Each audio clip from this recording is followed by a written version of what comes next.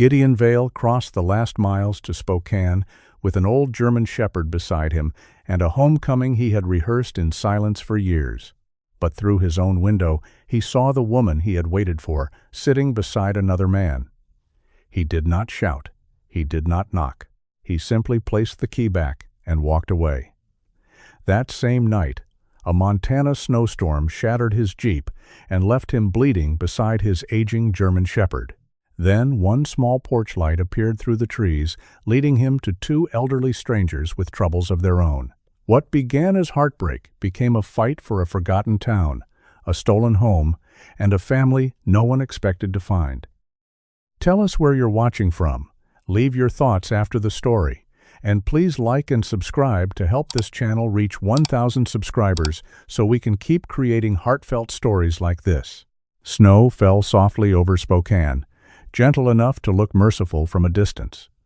Gideon Vale sat behind the wheel of his old Jeep for a long moment before turning off the engine. The house at the end of the quiet street glowed with warm yellow light, the kind of light a man carried in his mind through bad weather, bad missions, and the long dead hours before dawn, when memory became more dangerous than gunfire. For years, that light had meant home. He had imagined this return more times than he cared to admit, not loudly.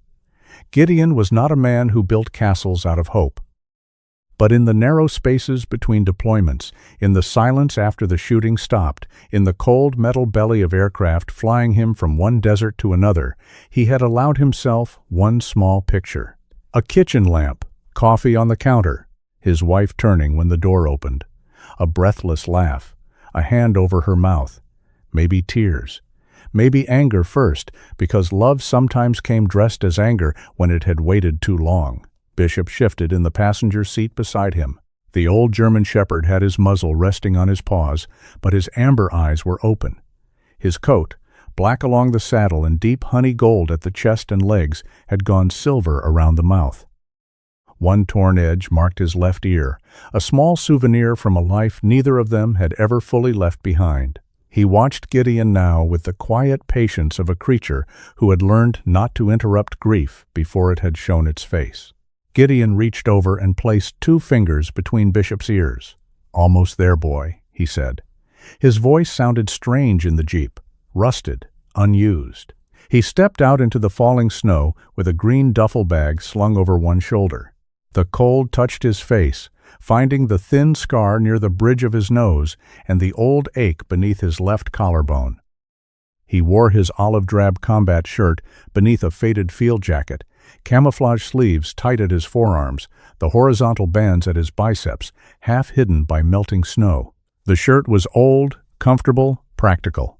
Like many things Gideon kept, it had survived because it did not ask questions. Bishop jumped down more slowly than he once had, his paws landing with care on the thin white layer covering the driveway. The house looked the same from the outside, white trim, blue-gray siding. The porch swing Gideon had fixed the summer before his second-to-last deployment. The clay pot beside the front step, where his wife had once hidden the spare key, and laughed when he called it terrible security. "You forget everything except how to disappear," she had said then. He had kissed her in that doorway, with sawdust still on his hands. Now the curtains were not fully closed. A narrow gap remained in the front window, and through that gap Gideon saw the living room.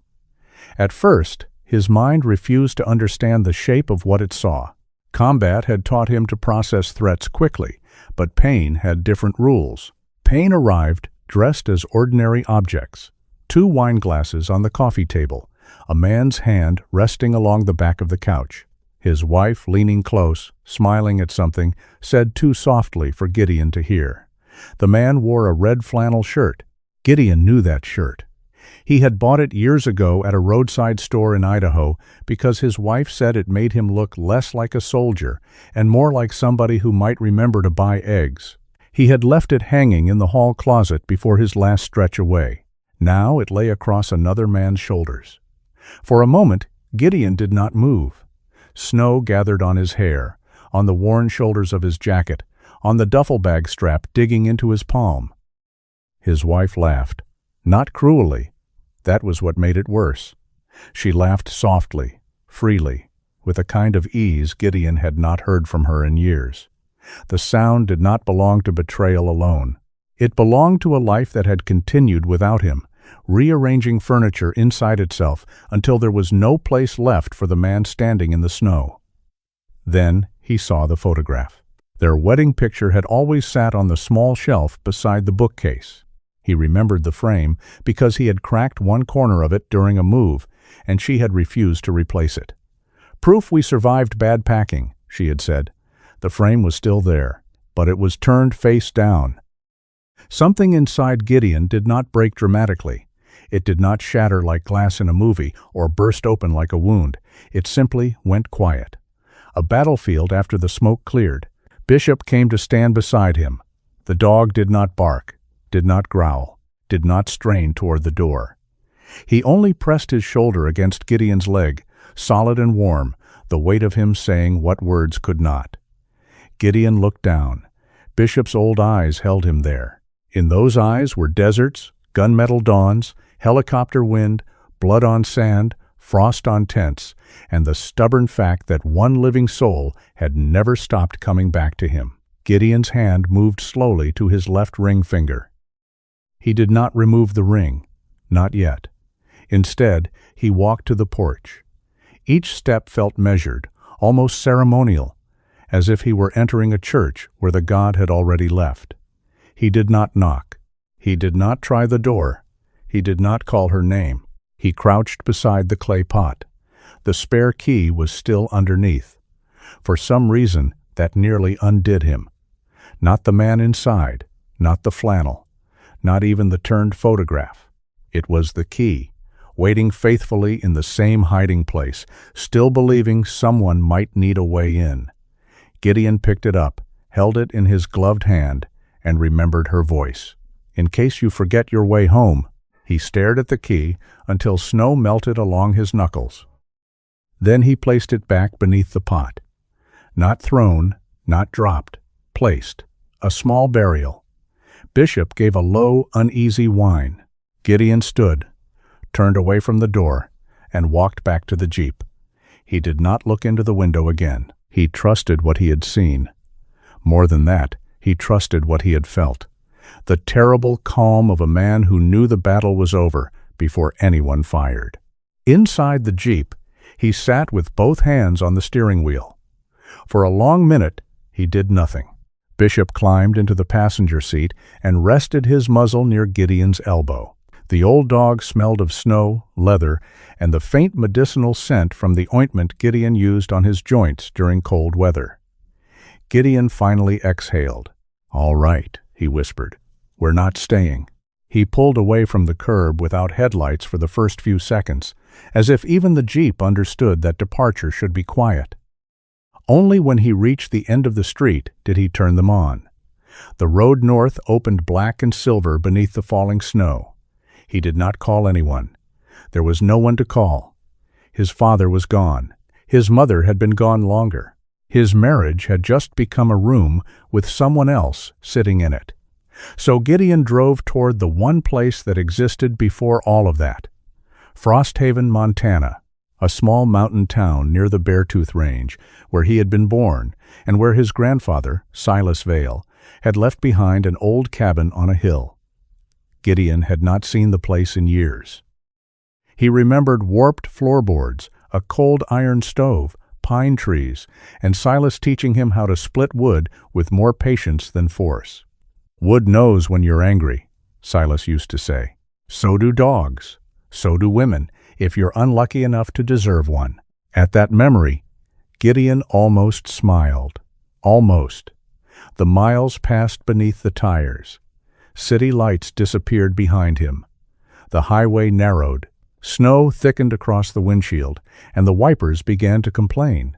Beside him, Bishop slept in uneasy fragments, waking whenever Gideon's grip tightened too hard on the wheel. By the time he crossed into Montana, the storm had changed its mind about being gentle.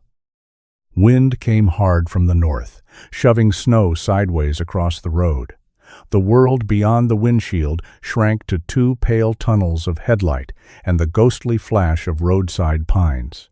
Gideon slowed, leaning forward, his eyes moving with trained precision from shoulder to treeline to the dark wall of rock rising to his left. Near midnight, he reached the old county road leading toward Frosthaven. A sign stood crooked near the turnoff, half buried in blown snow.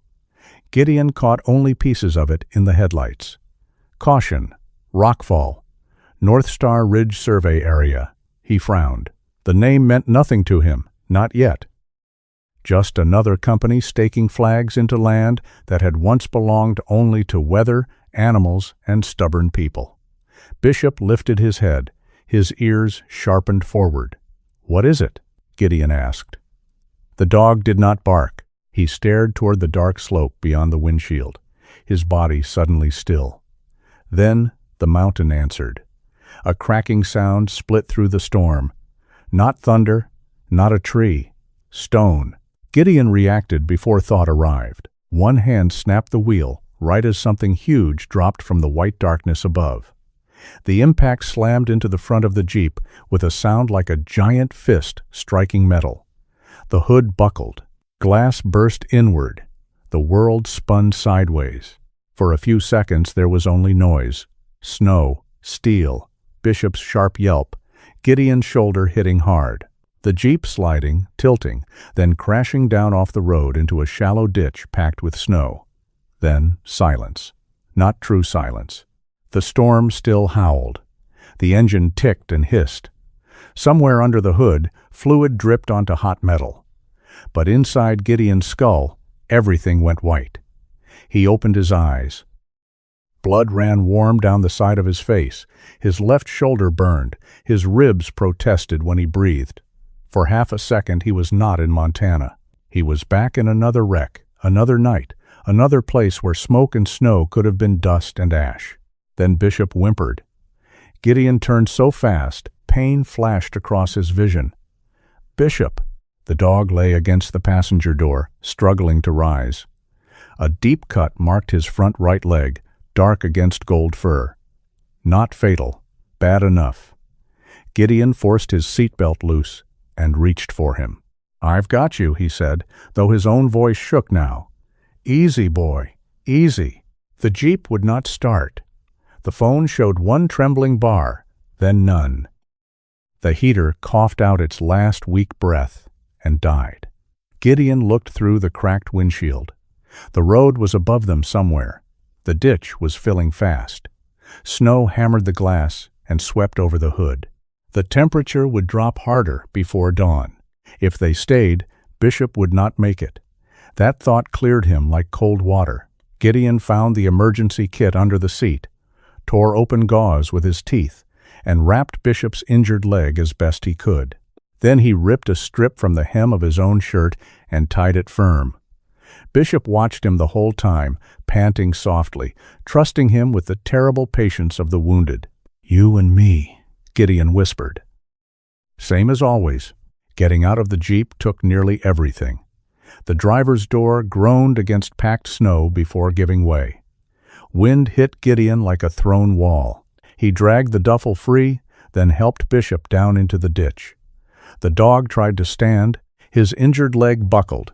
Gideon caught him before he fell. "No," he said softly, "not yet." He looped the duffel across his chest, slid one arm beneath Bishop's body, and lifted as much of the old dog's weight as he could. Bishop was heavy, warm, alive. Gideon staggered up from the ditch, boots punching deep into snow. For several minutes, there was no direction, only storm. Then Bishop raised his head.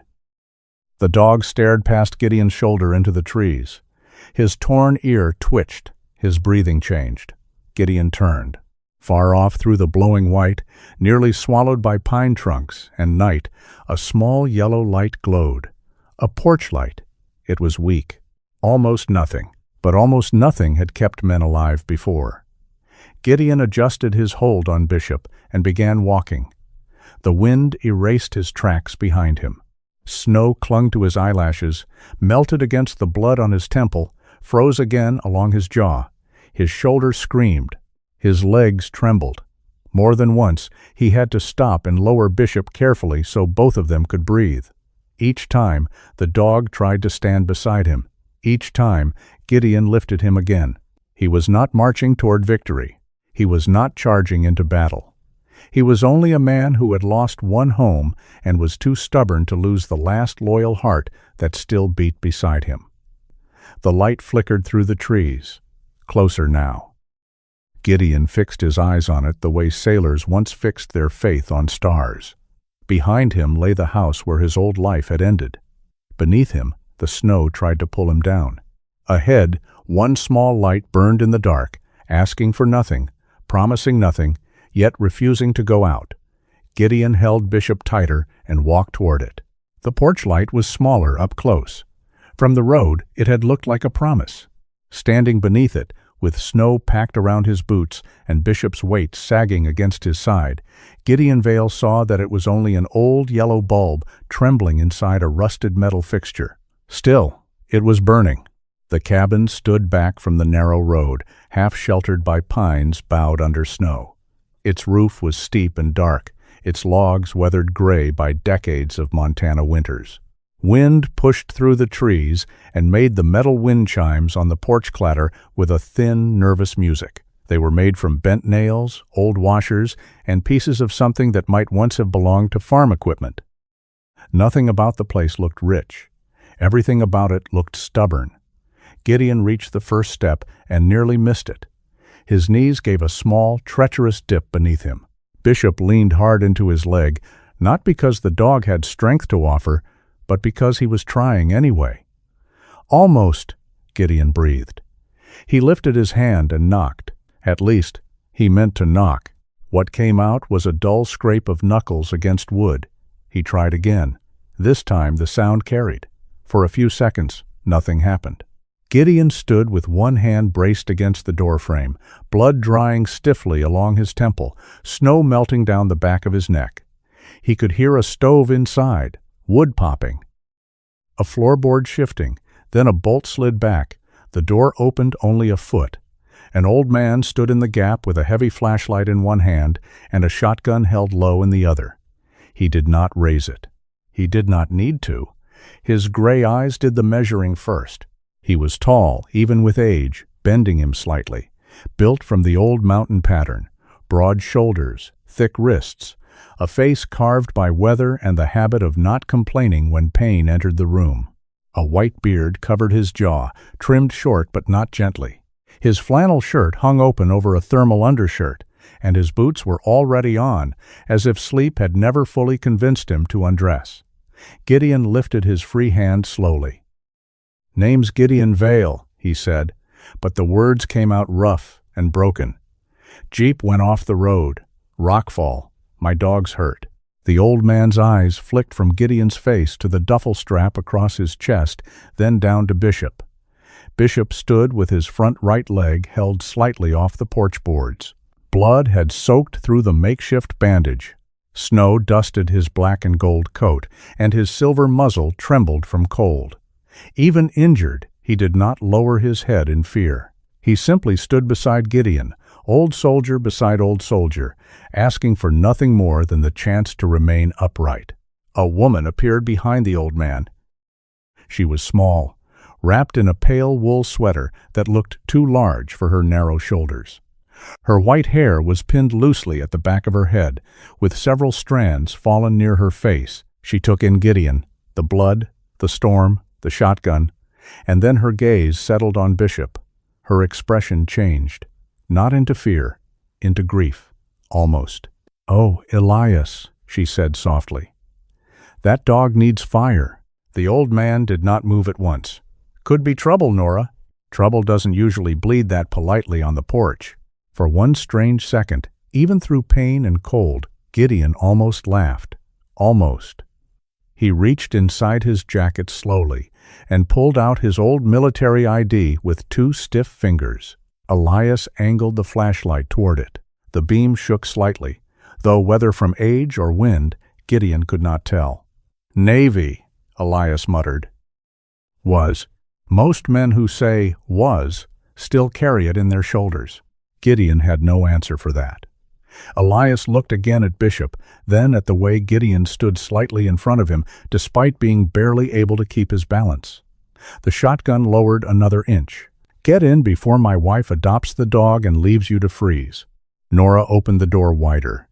Warmth struck Gideon so suddenly that it hurt. The cabin smelled of pine smoke, coffee gone bitter in the pot, wool blankets, and potato soup. It was not the soft warmth of comfort bought easily. It was the fought-for warmth of split logs, patched windows, and hands that knew exactly how much winter cost. Gideon stepped inside and nearly went down. Elias caught his elbow with surprising strength. "Easy. I've got him," Gideon said automatically, meaning Bishop.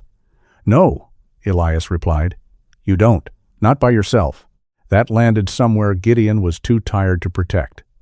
Nora spread a thick blanket near the black iron stove, then knelt despite the stiffness in her knees. She did not rush Bishop. She held out her hand and let him smell her fingers first. "There now," she whispered. "You're allowed to be tired here." Bishop watched her for a moment. Then, with a slow breath, he lowered himself onto the blanket. Gideon stared. Bishop did not trust strangers. Not quickly. Not kindly. He tolerated people when Gideon asked him to, but tolerance and trust were different animals. Yet here he was, letting this small woman touch the snow-matted fur along his neck as if he had known her before the storm. Elias noticed Gideon noticing. "Dogs got better judgment than most men," he said. "Usually better than mine," Gideon answered. Nora glanced up. "Then listen to him tonight." The words were gentle, but they did not feel soft. They felt like a hand placed against a door before it could slam shut. Elias brought a dented metal first aid kit from a shelf near the back hall. The kit was old, but organized with military precision. Gauze, antiseptic, tape, scissors, a thermometer, pain relievers, even a wrapped suture packet gone yellow with age. Gideon dropped to one knee beside Bishop. Nora reached for his arm. "Your head first." "His leg first." "You're bleeding on my floor." "I'll clean it." Elias gave a short grunt that might have been approval or irritation. With men like him, the two often wore the same coat. Gideon's fingers shook as he unwrapped the strip of torn fabric from Bishop's leg. The cut was deep enough to need stitches, but not as bad as it had looked in the ditch. Still, the sight of it pulled something tight inside him. Bishop had followed him out of deserts, out of gunfire, out of grief. The dog had crossed the world at Gideon's side, and now Gideon had led him into a mountain storm because he could not bear to stand in front of one lit window a minute longer. "I'm sorry," he whispered, too low for the others. Bishop turned his head and licked Gideon's wrist once. No accusation. That almost hurt more. Nora warmed water. Elias cut away the ruined bandage. Gideon cleaned the wound while Bishop lay still, only his ears twitching when the antiseptic stung. The old dog's discipline filled the small room like another kind of prayer. Once Bishop was wrapped properly, Elias pointed at a wooden chair near the stove. "Sit." "I'm fine." "Son, I've seen fence posts with more life in them." "I said I'm fine." "And I heard you. Didn't make it true." Nora stood, hands on her hips now, her softness briefly replaced by command. "Gideon Vale, sit down before you fall on my dog. My dog." Bishop's tail gave one tired thump against the blanket. Gideon sat. The room tilted slightly, then steadied. Nora cleaned the cut on his forehead with warm water. Her touch was careful, not motherly in any simple way. She did not fuss. She worked as if kindness were a skill, practiced over many winters. Up close, she smelled faintly of lavender soap and flour. "You came from the West Road?" Elias asked. Gideon nodded. "County should have closed it. Sign was half buried. Rockfall's been worse since those survey crews started cutting up the ridge." Gideon's eyes lifted. "North Star?" Elias paused just long enough for the name to become heavier. "North Star Ridge," he said. "Company out of somewhere with glass offices and soft hands. Wants to turn half this mountain into a playground for people who think winter is pretty because they can leave it." Nora gave him a look. Not tonight. Elias shut his mouth. But the silence did not erase the bitterness. Gideon filed the name away without meaning to. Old habit, a loose thread in a dark room. Nora pressed gauze to his temple. Hold this. He obeyed. She moved to the stove and ladled potato soup into a bowl, then set it in front of him with bread thick enough to build a wall. Gideon stared at it. I can pay, he said. Elias snorted. With what? Blood? I have cash in the Jeep. Your Jeep is in a ditch. Still has cash. Then it can buy soup when it climbs out. Nora's mouth twitched. Eat. Gideon ate. The soup was plain and hot and almost unbearable. After the cold, after the window, after the crash, the simple fact of being handed food without being asked to explain his damage struck him harder than he expected.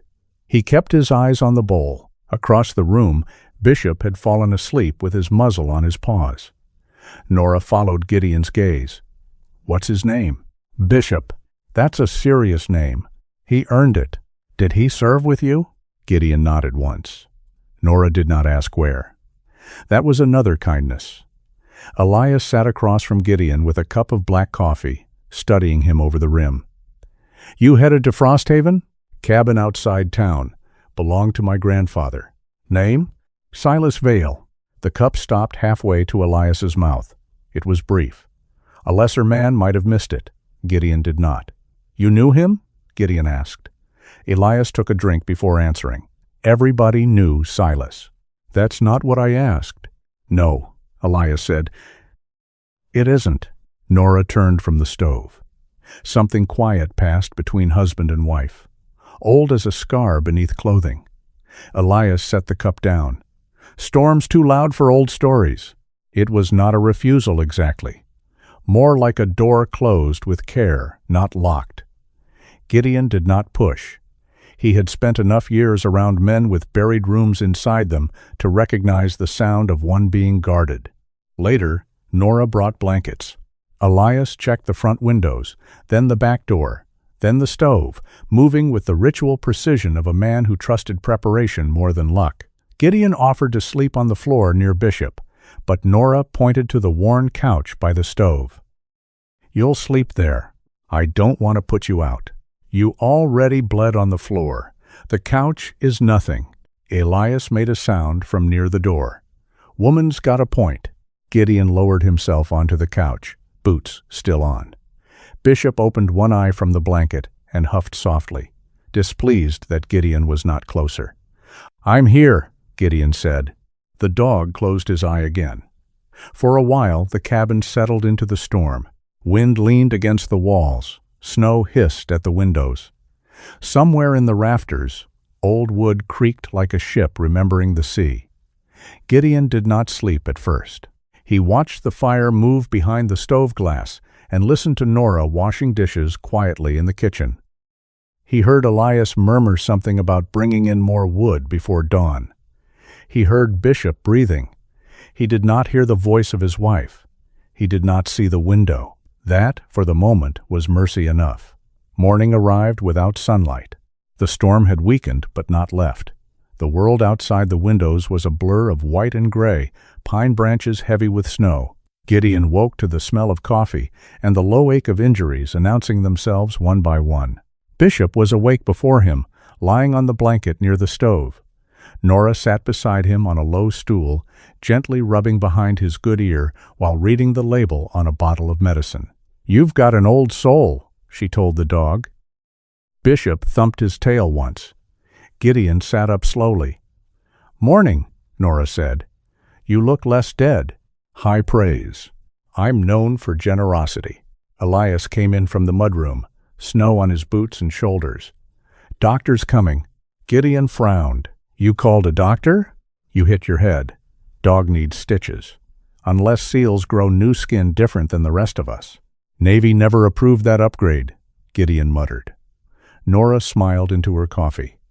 The doctor arrived an hour later in an aging blue pickup with chains on the tires. Doctor.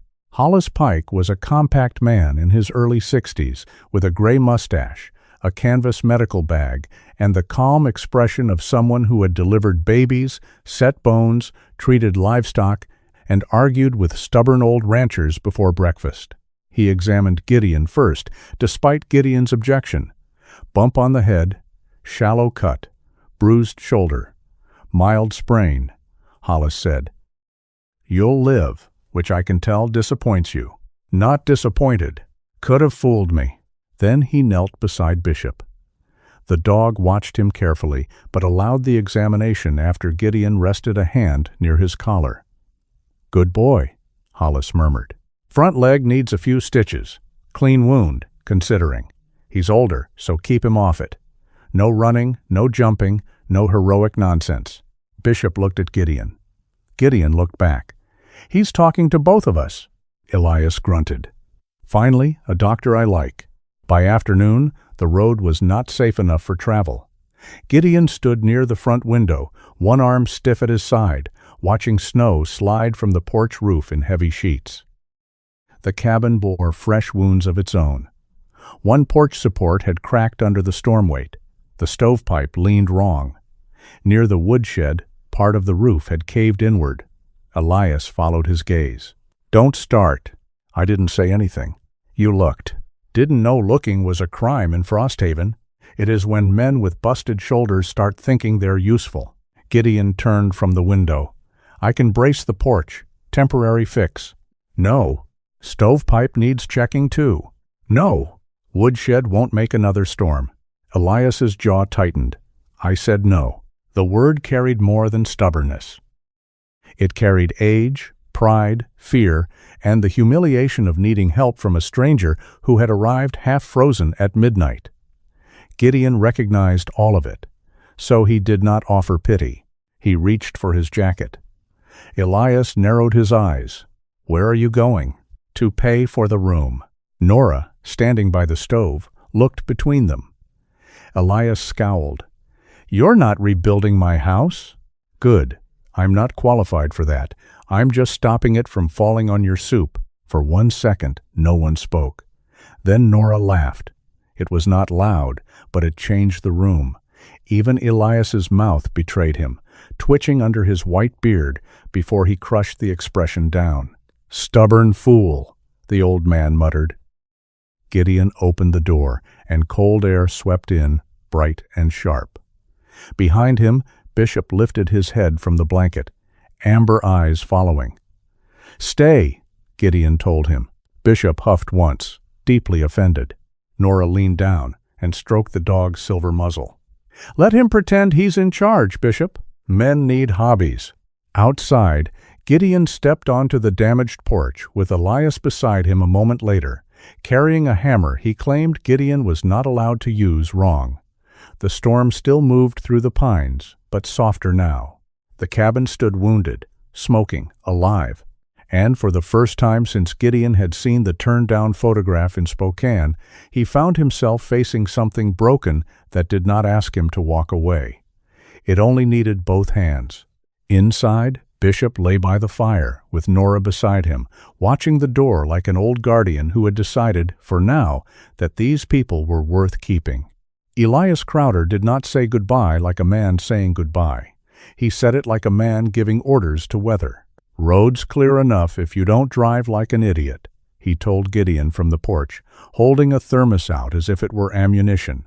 Gideon accepted it with his good hand. His shoulder still ached where the crash had driven pain deep into the joint, and the cut on his forehead had stiffened under a neat strip of gauze.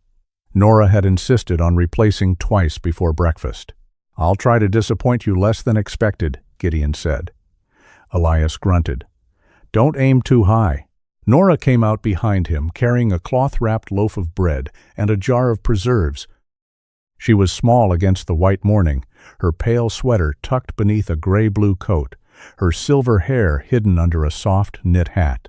She had the look of a woman who had spent her whole life packing warmth into things before sending them into cold places. She tucked the bread into Gideon's duffel before he could object. That's too much, he said. It's bread, not a marriage proposal, Elias muttered. She makes both sound dangerous. Nora ignored him and bent toward Bishop. The German shepherd stood beside the jeep, his front right leg freshly wrapped, his black and gold coat brushed dry from the night before. Age silvered his muzzle, but his amber eyes were steady. When Nora placed both hands gently around his face, Bishop did not pull away. He leaned into her palms, the faintest surrender from a dog who had never surrendered to much of anything. "You mind that leg," she whispered. "And don't let him pretend he's fine when he isn't." Bishop's tail moved once. Gideon watched the exchange and felt something in his chest tighten not painfully this time, but carefully, like a knot being tested. "He listens better than I do," he said. Nora looked up. "Most good dogs do." Elias stepped down from the porch, boots crunching into snow. He glanced toward the patched beam Gideon had helped brace the day before, then toward the road that wound between the pines. "You find that cabin of Silas's," he said. "You check the stove before lighting it. Chimney was never right even when your grandfather was alive." Gideon looked at him. There it was again. A door half opened, then held in place by one old hand. "You knew him well?" Gideon asked. Elias's jaw shifted under his white beard. Knew of him. It was not true. Gideon let the lie stand. Some lies were not built to deceive, some were fences around grief. He climbed into the jeep, which now ran only because a county tow driver had pulled it from the ditch at dawn and declared it ugly but stubborn enough for Montana. The hood was dented badly, one headlight cracked, and the front grille looked like it had lost an argument with a small bear. Still, the engine turned over. Bishop climbed carefully into the passenger seat with Gideon's help. Nora stood on the porch waving until the cabin disappeared behind the pines. Elias did not wave, but he remained outside longer than necessary, one hand on the porch post, watching. The road toward Frosthaven opened beneath a cold, bright sky. The storm had dragged darkness through the mountains all night, but morning had dressed the world in silver. Snow lay thick on the branches. Sunlight struck the fields in clean, white sheets. The same winter that had nearly killed Gideon now glittered like a blessing it had no right to offer. Frosthaven appeared slowly. First, the church steeple, white against the ridge. Then, a line of old brick storefronts along Main Street, a hardware store with a faded green awning, a diner whose neon sign blinked weakly, though it was still morning. A post office with 2 trucks buried up to their bumpers. Smoke lifted from chimneys across town, and Christmas lights still hung from a few porches, though the season had passed.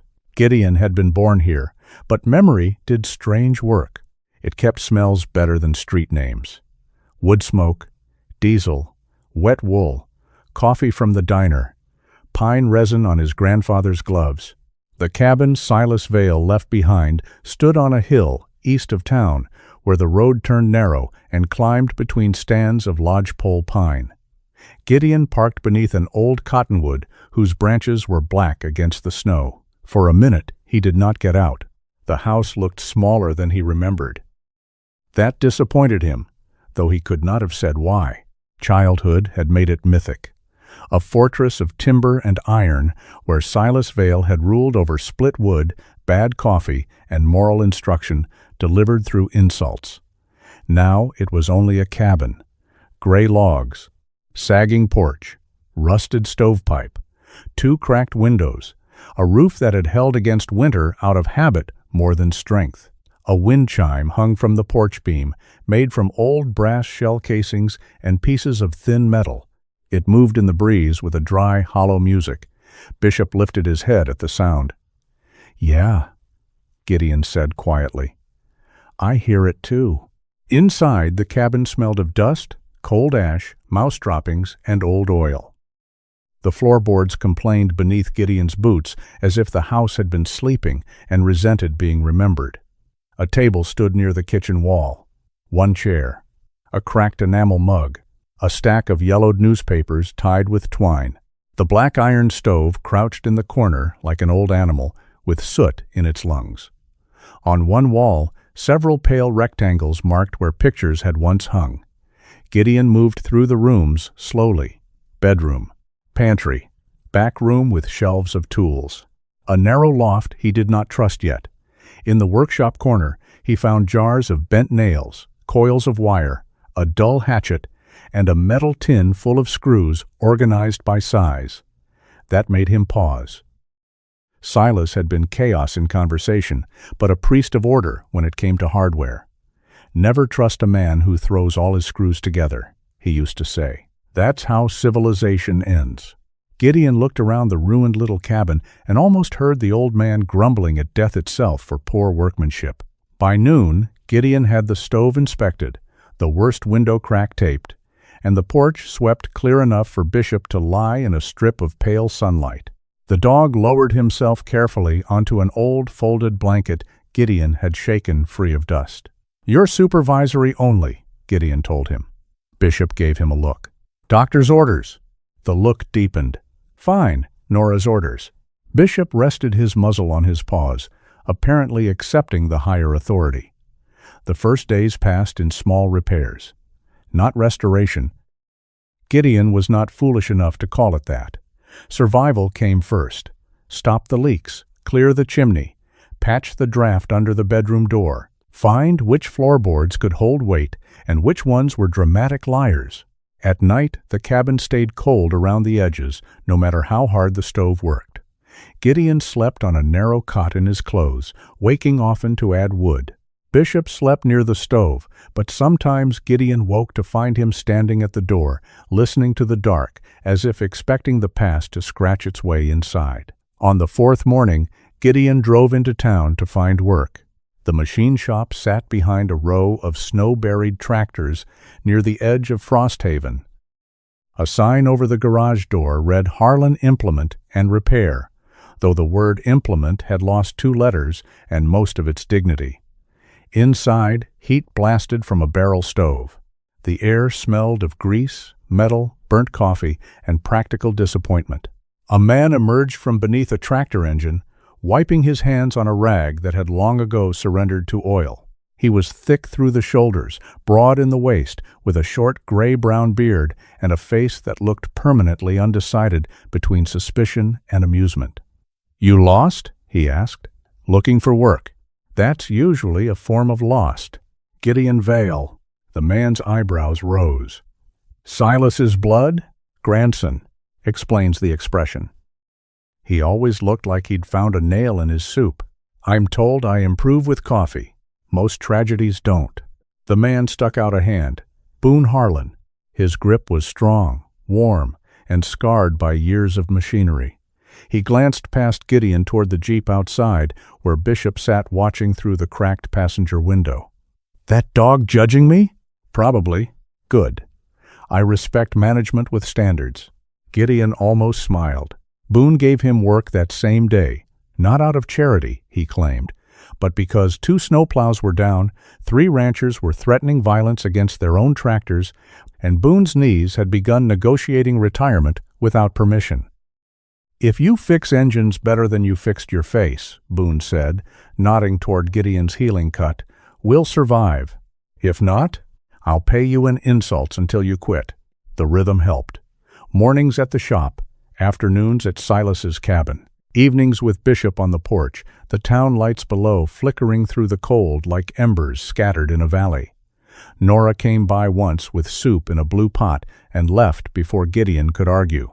Elias came the next day with a bundle of scrap lumber, claimed he had found it in the way, then spent 20 minutes criticizing Gideon's method of reinforcing the porch rail before taking the hammer and doing it himself. It should have irritated Gideon. Instead, he found himself waiting for the next insult. A week passed before he began seeing Frosthaven differently. At first, the sign seemed ordinary. North Star Ridge Development, coming soon. Mountain lodges, trails, dining, jobs. The sign stood near the road out of town and along the land near Mill Creek, clean and new against the old snow. Their blue and silver logo looked too polished for a place where most businesses still advertised with hand-painted boards and stubbornness. At the diner, 2 men argued over whether the resort would save Frosthaven or ruin it. At the hardware store, Gideon overheard a woman say her neighbor had sold 5 acres for less than half what it was worth. At Boone's shop, a rancher with a red nose and cracked hands muttered that his mother had signed something she did not understand and now owed money to people she had never met. Boone waited until they were alone under the raised hood of a snowplow before speaking plainly. "People are getting squeezed." Gideon tightened a bolt. "By North Star? By North Star. By their little helper outfit. By paperwork with smiles on it. They call it renewal. Help for old houses, energy upgrades, roof assistance. Sounds real pretty until a widow finds out her porch repair grew teeth." Gideon looked at him. Boone wiped his hands slowly. The humor had drained out of his face, leaving something older and less forgiving. "My father lost our south pasture to men who talked like that. Not North Star. Different suits, same wolves. They don't kick down doors anymore. They bring pens." The words stayed with Gideon the rest of the day. That evening, he stood outside Silas's cabin and looked down over Frosthaven. Smoke rose from chimneys. The church bell rang 6 times. Somewhere a dog barked, and somewhere else a truck backfired. It was a living place, imperfect and cold and stubborn. Then his eyes found the North Star sign near the creek road, its polished surface catching the last pale light. For the first time since arriving, Gideon felt something other than grief or exhaustion settle into him. Recognition, not of a person, of a pattern, a ridge weakened by survey crews, a warning sign half buried, old people signing papers they did not understand, land changing hands quietly while snow covered the tracks. Bishop came to stand beside him, moving carefully on his bandaged leg. Gideon rested 2 fingers between the dog's ears. "We didn't come here for this," he said. Bishop leaned against him. "No." The gesture seemed to answer, "But here we are." 2 days later, Gideon drove to the Crowder cabin with a bag of dog food, a hinge set Elias had pretended not to need, and the blue soup pot Nora had left at his place. The road was clearer now, though snow still rose high along the edges. The cabin appeared between the pines, smoke rising from the chimney as before. From a distance, it looked unchanged, but Gideon felt the difference before he reached the porch. No wind chimes. They hung still, though the air moved. Inside, the warmth was there, but it did not welcome him the same way. It seemed to be holding its breath. Nora sat at the kitchen table with a stack of papers spread before her. Her hands rested on top of them, fingers curved as if she were trying to keep the pages from escaping. She wore her cream sweater and a faded apron, but there was flour on only one hand, as if she had started baking and forgotten why. Elias stood by the window, back turned, shoulders stiff. His hands were clenched so tightly the knuckles had gone white. Bishop moved before Gideon said anything. The old dog crossed the room, slow but determined, and placed his silver muzzle on Nora's knee. Nora's face folded. "Oh, Bishop," she whispered, and the tears came as if they had been waiting for permission. Gideon set the pot down gently. "What happened?" Elias did not turn from the window. "Nothing we can't handle." Nora made a small sound. Not quite a sob. Not quite a laugh. Something worn through. Gideon looked at the papers. Frosthaven Renewal Trust. North Star Ridge appeared in smaller print beneath it. He pulled out a chair and sat without being invited. "Show me." Elias turned then, anger flaring across his weathered face. "This isn't your trouble." "No," Gideon said, "but it's on your table." Nora slid the first page toward him. The words were dressed politely. Home Safety Support, Senior Winterization Assistance, Deferred Payment Option, Property Security Clause, Administrative Processing Fees. Gideon had seen enough military contracts, supply authorizations, and official language to know when simple harm had been taught to wear a clean uniform. Nora explained in pieces. After the early storms damaged their roof and heating system, a local notary named Calvin Meeks had come by with a representative from Frosthaven Renewal Trust. Calvin had known them for years. He bought jam from Nora at church bazaars. He had notarized their wills.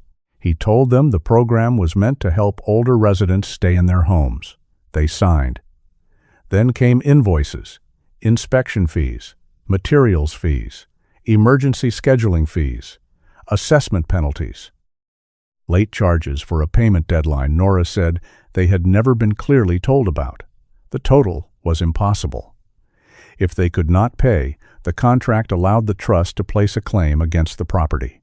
And the property, Gideon saw, lay directly along the proposed access road for the North Star Resort. Elias finally spoke, his voice low and humiliated. "They want us to sign transfer papers by the end of the month. Say it's better than court." Gideon read the clause again. Then again. Bishop stayed beside Nora, his head still on her knee. She stroked his torn ear with trembling fingers. "Pack what you need," Gideon said. Elias's eyes sharpened. "No, you can stay at my place until this gets sorted." I said no. "Elias, I am not leaving my house because some suit sent ugly paper through the mail." Nora looked down. Gideon heard the pride in the old man's voice. More than pride, terror disguised as pride, because for men like Elias Crowder, needing shelter felt too much like losing the last vote in their own lives. So Gideon did not push. He stood. "All right." Nora looked at him with surprise. Elias looked suspicious. Gideon gathered the papers into a neat stack. "I'm taking copies." "You're taking nothing," Elias said. "I'll bring them back. I didn't ask for help." "No," Gideon said. "You didn't." The words hung there, plain and unpolished. Then he added, "Neither did I when I knocked on your door." That quieted the room. Elias looked away first. That night, the heater failed. Gideon had driven halfway back to Silas's cabin when he realized Bishop was not settling. The dog sat upright in the passenger seat, ears forward, whining under his breath. Not pain, not exactly. Concern. "Easy," Gideon said. Bishop looked back through the rear window. Gideon slowed, then turned the Jeep around. By the time he reached the Crowder cabin again, cold had already crept through the walls. Elias had the stove burning high, but the back rooms were frigid. Nora sat wrapped in 2 blankets, coughing into a cloth, her face pale with the effort of pretending she was not frightened. Elias looked furious, not at Gideon, at the heater, at winter, at his own hands, at the cruel arithmetic of age. Gideon did not say, "I told you so." Men had been shot for less, and rightly. He checked the heating unit, found a cracked part he could not replace in the dark, and made the only decision available. "You're coming with me tonight." Elias opened his mouth. Gideon cut him off. "My cabin needs watching while I'm at the shop tomorrow. Stove's temperamental. Bishop needs someone sensible nearby. Nora knows more about keeping people alive than I do, and you clearly need to supervise my repairs before I destroy Montana." Nora coughed, then gave a weak smile. Elias stared at Gideon for a long time. "You always talk this much when you're lying?" "Only when I'm being polite." Bishop stood by the door, despite the pain in his leg, blocking the way as if no one was leaving the matter unfinished. Finally, Elias walked to the shelf and took down Nora's medicine box. He did not thank Gideon. He did not need to. By dawn, Nora was wrapped in blankets in the passenger seat of Elias's old truck, Bishop beside her with his muzzle resting near her hand. Elias carried 1 suitcase, 1 toolbox, and a silence large enough to fill the bed of the truck. Gideon stood by the door while the old man locked the cabin. Elias kept his hand on the knob a moment longer than necessary. Then he turned away. "Temporary," he said. Gideon nodded. "Temporary." But as the first pale light spread over Frosthaven and the 2 vehicles headed toward Silas Vale's old house on the hill, Gideon understood something he did not say aloud. Some arrangements became temporary only because people were afraid to name them mercy. And some houses, no matter how broken, began becoming homes the moment someone else needed shelter inside them. By the 3rd morning, Silas Vale's old house no longer sounded abandoned. It complained, certainly. The pipes knocked when the sink ran too long. The back door groaned like an old sinner asked to stand for prayer. The floorboards near the stove still warned everyone, loudly and without shame, that they had not been built for modern expectations. But beneath all that, the house had begun to gather life. Nora Crowder moved through the kitchen before sunrise in thick wool socks, her cream sweater sleeves pushed to her elbows, a blue apron tied at her waist. She did not ask where things belonged. She decided. Coffee went near the stove. Flour went into the tin with the tightest lid. Gideon's collection of canned food, which had previously resembled a survival bunker designed by a depressed raccoon, was reorganized into actual meals. Elias took over the hinges. He claimed this was not kindness. It was self-defense. "No man should live with a door that screams like that," he said, kneeling by the pantry with a screwdriver in his broad hand. "It's immoral." Gideon stood nearby with a mug of coffee. "I didn't know hinges had ethics." "Everything has ethics, if it annoys me enough." From the rug near the center of the living room, Bishop watched them all. The old German shepherd had chosen that place himself, not near the stove, though the warmth helped his injured leg. Not beside Gideon's cot, as he usually preferred, the center.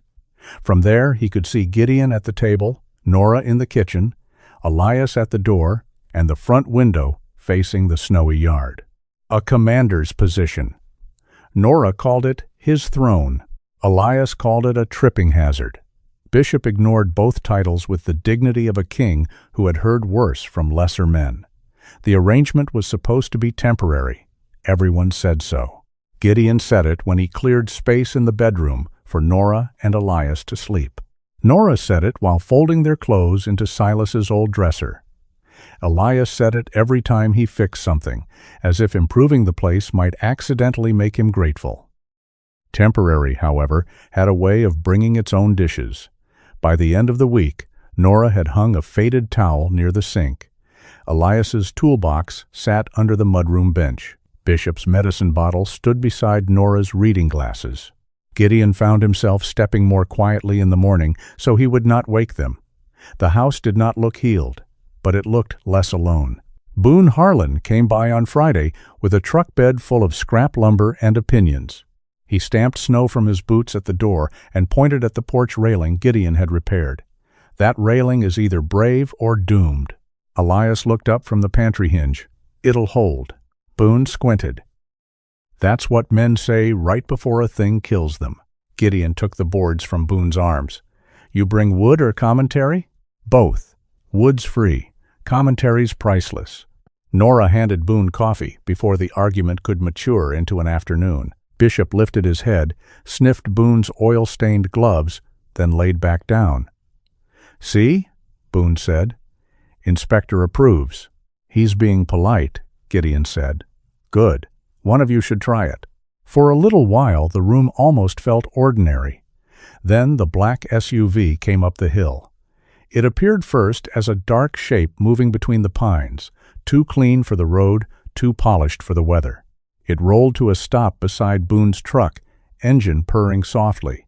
The driver stepped out, wearing a charcoal wool coat that fit like money, black gloves, and boots that looked as if they had been designed by someone who had heard of mud but never met it personally.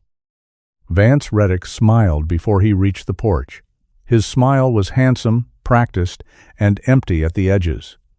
"Mr. Crowder," he called warmly, as if arriving for supper. "Mrs. Crowder, I was told I might find you here." Elias stood in the doorway, shoulders hardening. Nora's hand stilled around her coffee cup. Gideon stepped outside before either of them spoke. "Can I help you?" Vance looked at him with mild surprise, then adjusted immediately. Men like him always adjusted. It was part of their polish. "You must be Mr. Vale." He extended a gloved hand. "Vance Reddick, North Star Ridge Development." Gideon looked at the hand for half a second before shaking it. Vance's grip was smooth, dry, and confident. "Gideon Vale." "Yes," Vance said. "I've heard your name recently. I understand you've been assisting the Crowders." "That's generous." The word assisting came wrapped in silk and pinned with a needle. Boone leaned against his truck, arms folded, watching. Vance glanced past Gideon toward the open door. I hope to speak with Elias and Nora directly. There seems to be some misunderstanding about their agreement with Frosthaven Renewal Trust. No misunderstanding, Elias said from inside. Just theft wearing a tie. Vance's smile did not disappear. It thinned. I'm sorry you feel that way. That makes one of us. Nora touched Elias's sleeve. Not to silence him, to steady him. Vance shifted his attention to her. His voice softened by 2 degrees. Mrs. Crowder, I know this process can feel overwhelming. Winter makes everything seem more urgent. A remote home, aging infrastructure, medical needs, it is a lot for anyone to manage. North Star is trying to offer a path forward. Gideon watched him work. Not loud, not cruel in any obvious way. He did not threaten. He arranged fear on the table and called it concern. Court proceedings are expensive, Vance continued, and frankly, unnecessary. The transfer option would relieve you of the debt and allow you to relocate somewhere safer, warmer, closer to town. A house like yours can become dangerous at your age. Elias took 1 step forward. At my age, he repeated. Vance dipped his chin as if regretful. I mean no offense. People never do when they're carrying plenty of it. Bishop rose. The movement was slow, painful enough that Gideon heard the soft scrape of his bandaged foot against the floorboards. But once the dog stood, the room changed. He came to Gideon's side and stopped there, body angled not toward attack, but toward protection. His silver muzzle lifted, his amber eyes fixed on Vance. No bark, no growl at first, only attention. Vance looked down. For the first time since stepping from the SUV, something unplanned moved across his face. Bishop gave a low rumble then, not loud enough to frighten the valley, but deep enough to remind everyone in reach that old soldiers did not need youth to remember their work. Gideon placed 2 fingers lightly against the dog's neck. Easy. Bishop did not look away from Vance. Nora's voice came softly from behind them. He doesn't dislike many people. Elias snorted. He has standards. Vance recovered his smile, though it returned wearing a bruise. I can see emotions are high. I'll leave the updated documents. He pulled a black leather folder from beneath his arm and held it out. Gideon took it. Vance's eyes met his. I'd advise everyone involved to read carefully. I intend to. Good. Vance glanced toward Elias and Nora once more. Development is coming to Frosthaven, one way or another. It's better to be part of the future than buried under the past.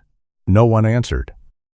Vance walked back to his SUV, brushed a speck of snow from his sleeve, and drove away. Only after the vehicle disappeared down the hill did Bishop sit, slowly, with a tired breath. Gideon opened the folder. More paper, more clean language, more teeth. That afternoon, Gideon read until the words began to blur. Administrative fees, deferred cost recovery, security interest, voluntary transfer credit, failure to comply, mediation waiver. He understood enough to know he did not understand enough.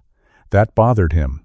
In the SEAL teams, ignorance was not shameful unless a man pretended it was knowledge. Gideon could read terrain, pressure, body language, risk. He could listen to a room and know when the air had changed. But contracts were another battlefield, and pride was a poor weapon there. Boone, who had stayed quieter than usual, finally tapped the papers with one oil-dark finger. You need June Mallory. Elias groaned. No. Nora looked up. Elias. She's meaner than a winter fence post. Boone shrugged. That's why we like her.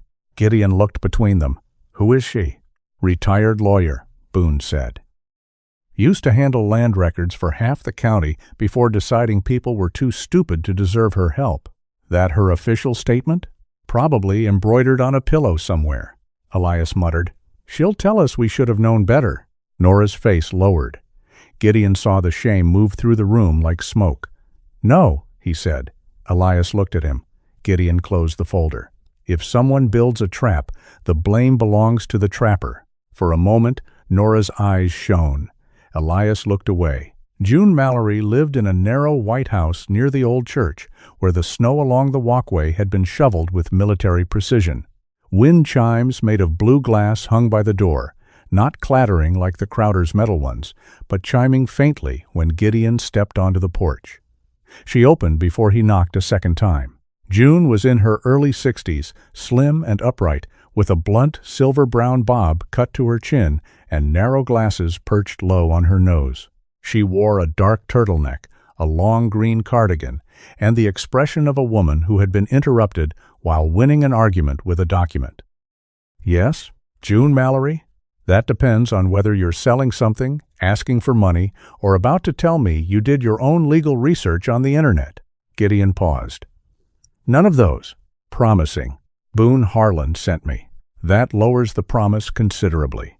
He handed her the folder. Her eyes moved from his face to the papers. She did not invite him in. She opened the folder right there in the doorway and read the first page, then the second. Her mouth did not change, but her eyes sharpened. Where did this come from? Elias and Nora Crowder. The name landed. June went still, only slightly. "Enough. You know them," Gideon said. "I know most people who have been around long enough to be cheated more than once. Will you help?" "No." Gideon had expected hesitation, not the clean blade of refusal. June handed the folder back. "No?" he repeated. "I'm retired." "So I heard. I retired because people ignored advice until the roof was on fire, then asked why I hadn't stopped the smoke. This roof is on fire." "Then call someone younger." Gideon studied her. Behind the sharpness there was fatigue. Not laziness. Weariness from a war fought in pages and signatures, where no one clapped when the innocent merely kept what already belonged to them. "I don't know how to fight this," he said. June's expression shifted. Not softened, shifted. "That," she said, "is the first intelligent thing anyone has said to me all week." She stepped aside. 5 minutes. Her house smelled of paper, lemon oil, and old heat. Bookshelves lined the walls. File boxes sat in neat stacks beside a desk where a red pen rested atop a legal pad like a loaded weapon. June read while Gideon stood by the window. Bishop waited in the jeep outside, visible through the glass. The dog sat upright despite his bandaged leg, watching the house as if prepared to testify if needed.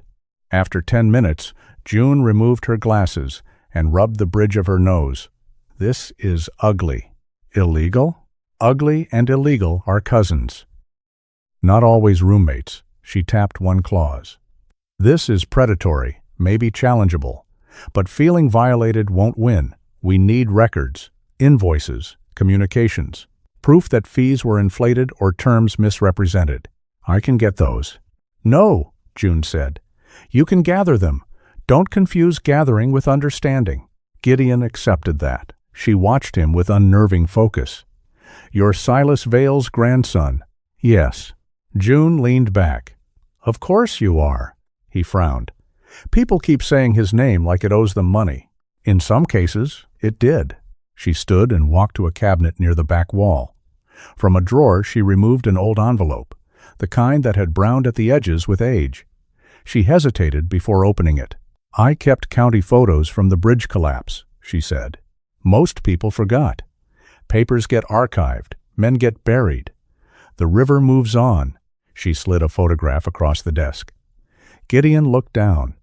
2 younger men stood on a half-collapsed wooden bridge, both soaked, both smeared with mud. One had a bandaged forearm and a grin too wild for good sense. Gideon knew that grin. Silas Vale.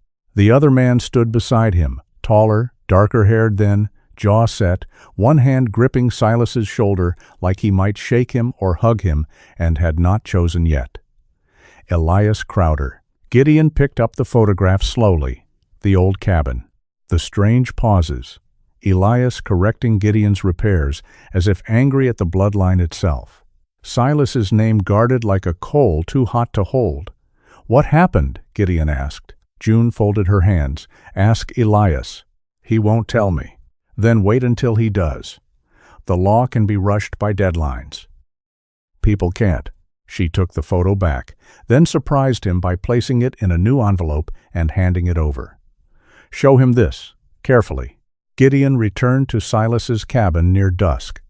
Nora was making stew. Boone had dropped off more wood and vanished before being assigned another errand. Elias sat at the kitchen table, sharpening his folding knife with slow, unnecessary strokes. Gideon placed the envelope on the table. Elias looked at it, then at him. "What's that?" "Something June Mallory gave me." Elias's face closed. "Then burn it." Gideon did not move. Nora turned from the stove. Elias opened the envelope with the tip of his knife. When the photo slid out, his hand stopped. The room grew quiet except for the stew simmering and Bishop breathing near the stove. For a long time, Elias said nothing. Then he touched the edge of the photograph with one rough finger. "Damn fool was laughing," he said. Gideon sat across from him. "Silas? Bridge went out in 78. Spring thaw came wrong. Water high, current mean. Your grandfather was checking the support beams after half the town told him not to." Elias's mouth tightened. Naturally, he went anyway. Nora came to stand behind him, one hand on his shoulder. "He got pinned when the east span dropped," Elias continued. "Water up to his chest. Cold enough to stop a man's heart from politeness alone. I tied a rope around my waist and went in after him." "You saved him," Gideon said. Elias gave a humorless laugh. "He'd say I ruined his dramatic death." For a moment, the old man almost smiled. Then it faded. "After that, Silas kept saying he owed me his life. I told to stop being stupid. Then, years later, we fought over a strip of land near the creek. Survey line, pride, bad words said by two men old enough to know better and too dumb to act like it." He looked down at the photo. He died before either of us apologized. Gideon heard the weight beneath the words. This was not a secret that unlocked anything. No hidden deed, no buried fortune, no clean answer. Only two stubborn men, a bridge, a debt, and time doing what time did best, leaving no room to fix what pride had broken. "I didn't know," Gideon said. "No reason you would." "There is now." Elias looked up sharply. Gideon chose his next words with care. "You saved my grandfather's life." "I can't repay that. I didn't ask you to." "I know." "Then don't make it noble."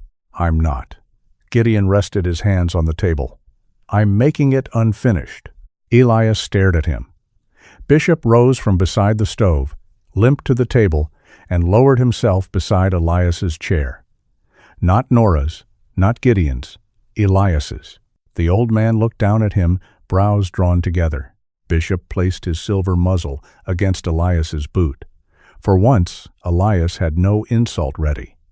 Nora wiped her hands on her apron and looked away, giving him privacy in the only way a loving wife could. Elias bent slowly and touched the dog's head. His large hand rested there, awkward at first, then gentle. "Fool dog," he murmured. Bishop closed his eyes. June came the next morning. She arrived with a leather satchel, 2 legal pads, and the moral enthusiasm of a woman preparing to dissect a snake. She sat at Silas's kitchen table, spread the contracts flat, and began marking them with a red pen. Gideon, Elias, and Nora watched in silence. After 10 minutes, she looked up. "First rule," she said. "No heroics." Her gaze landed on Gideon. He said nothing. "I mean it. No confronting Reddick in parking lots. No threatening Calvin Meeks. No breaking into offices. No righteous nonsense that feels good for 10 minutes and ruins the case for 10 years. Boone, who had wandered in with coffee, pointed at Gideon. "That speech was for you." "Thank you," Gideon said. June tapped the contract. "North Star wins if this becomes a motion against paperwork. We make it paperwork against paperwork." Elias looked at the pages with open hatred. "And if the paperwork's rotten?" June's smile was thin. "Then we find where the rot began."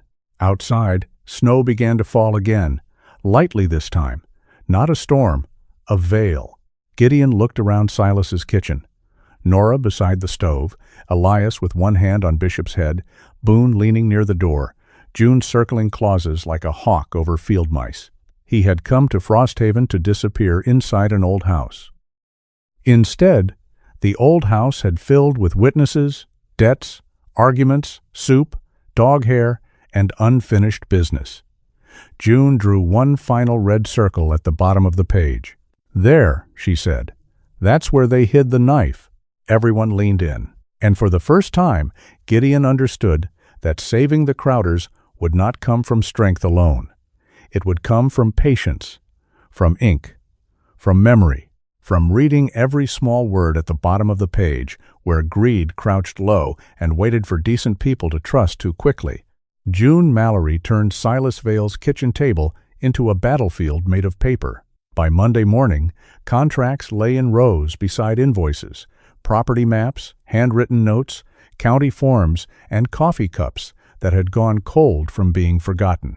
June moved among them with a red pen in one hand and her glasses low on her nose, circling words that looked harmless until she read them aloud. Deferred recovery, she underlined it. Administrative maintenance fee, another circle. Voluntary transfer credit. She looked up at Gideon over the rim of her glasses.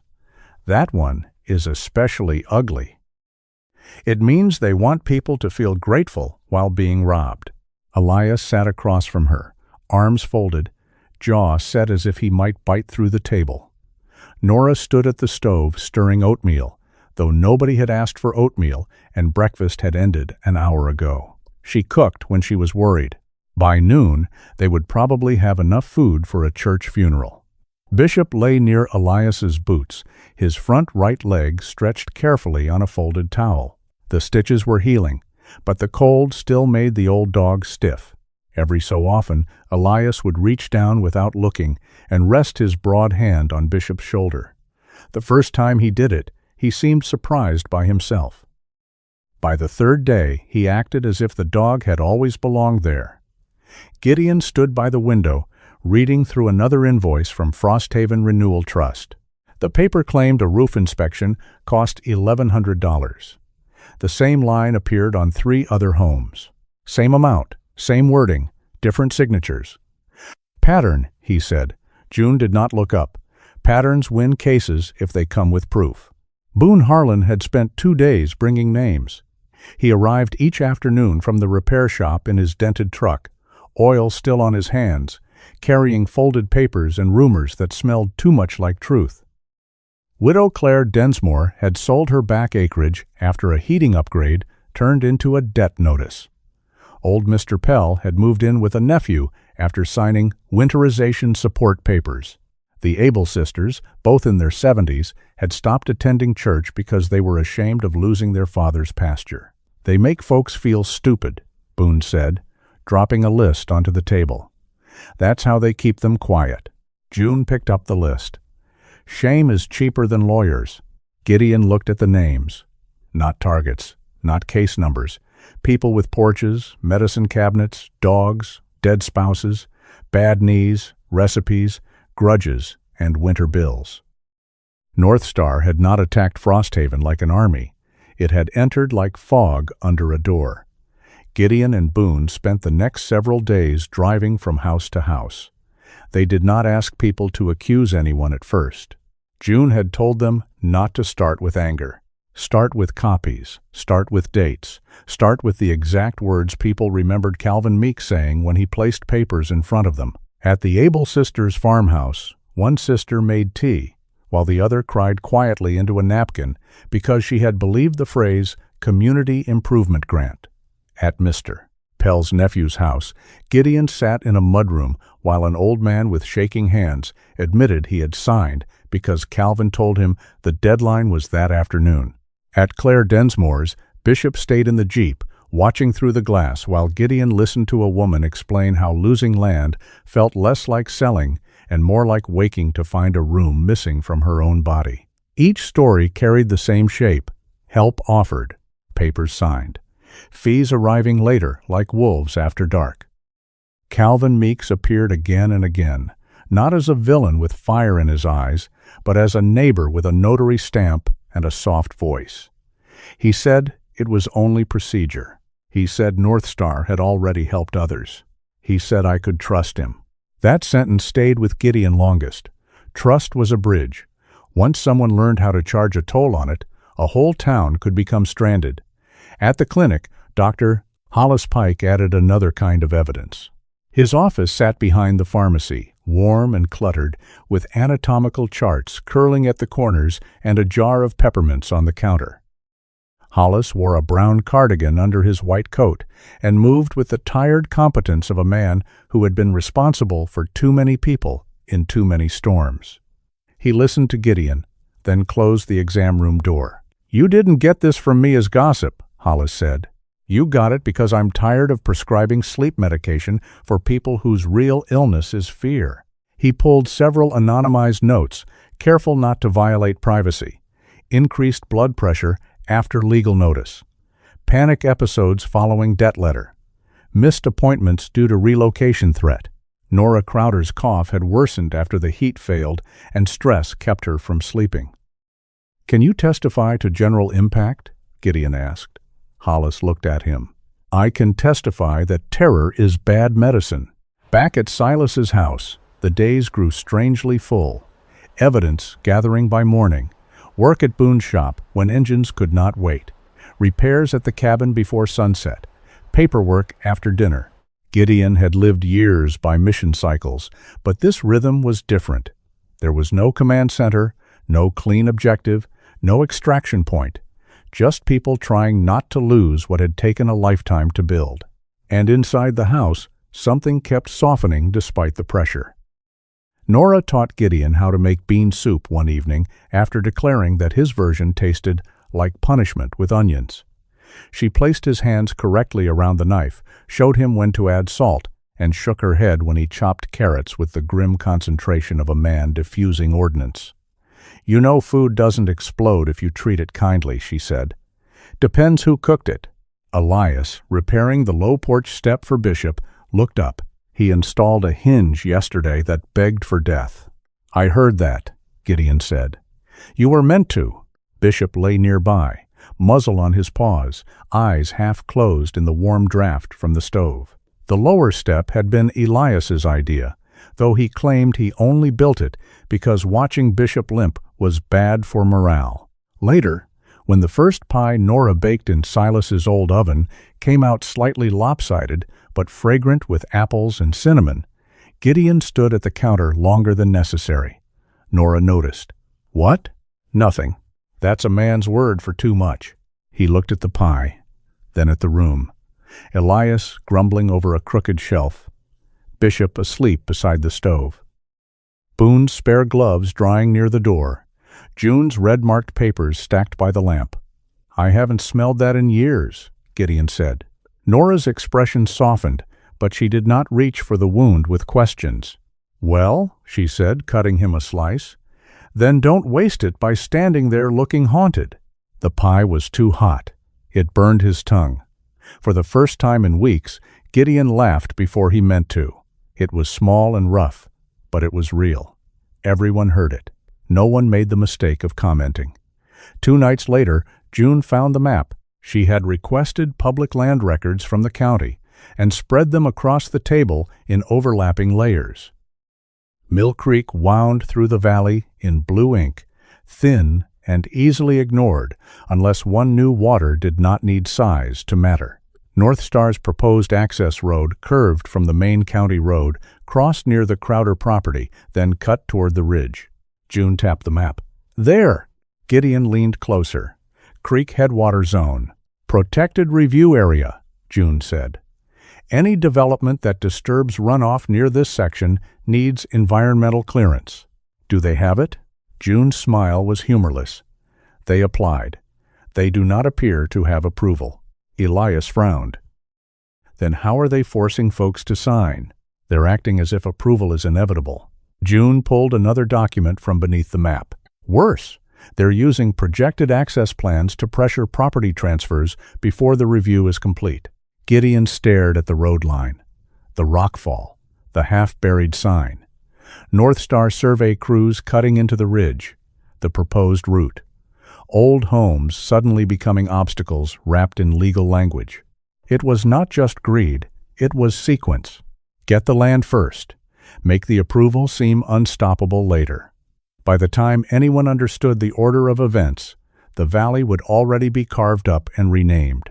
Nora sat slowly in the nearest chair. All this for a road? June looked at her. For a road, lodges, service access, expansion rights, water control, and whatever comes after that once the first promise gets old. Boone whistled low. That's a whole church sermon of ugly. Gideon kept his eyes on the map. For the first time, the fight had a shape large enough to see. June folded her hands over the file. We need inside proof. We have contracts, Elias said. We have patterns. We have victims. We have suspicious timing. June shook her head.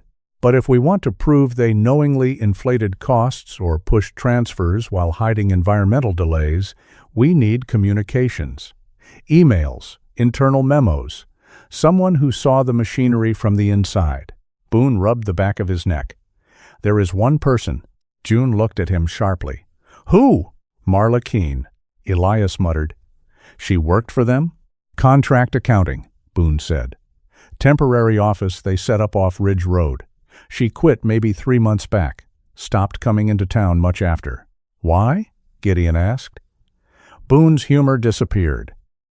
People said nerves. People say lots of things when they don't want to say guilt. Marla Keene lived at the last house before the road turned to forest. It was a narrow place with pale siding, a sagging mailbox, and curtains drawn tight in every window, though it was the middle of the afternoon. A wind-bent spruce stood near the porch like a guard that had grown tired of the job. Gideon went alone except for Bishop. June had wanted to send a letter first. Boone suggested bringing pie, because fear trusts sugar before men. Elias said nothing, which was his way of admitting both might be right. Gideon brought no pie. Nora sent bread anyway. He knocked twice. A woman's voice answered from behind the door. Who is it? Gideon Vale. I'm not from North Star. A pause. That's what someone from North Star would say. Fair, he thought. I'm helping Elias and Nora Crowder. Another pause. Longer. The curtain beside the door shifted. When Marla opened the door, it remained chained. She was in her mid-40s, thin in the shoulders, with dark blonde hair tied low and eyes the pale green of creek ice. She wore a gray cardigan wrapped tight around herself, though the house behind her looked warm. Fear had not made her fragile. It had made her watchful, like an animal that had learned the cost of stepping into open ground. I don't know anything, she said. That's usually not true. I can't help you. You can tell me that after you hear what I'm asking. I know what you're asking. Bishop shifted on the porch behind Gideon, lowering himself carefully to avoid pressure on his injured leg. Marla's eyes moved to him. The change was small. Her grip on the door loosened. He's old, she said. 9. What happened to his leg? Rockfall on the West Road. Her face tightened at the word, as if it belonged to a room. In her mind she kept locked. Gideon noticed, but did not push. He's Bishop, he said.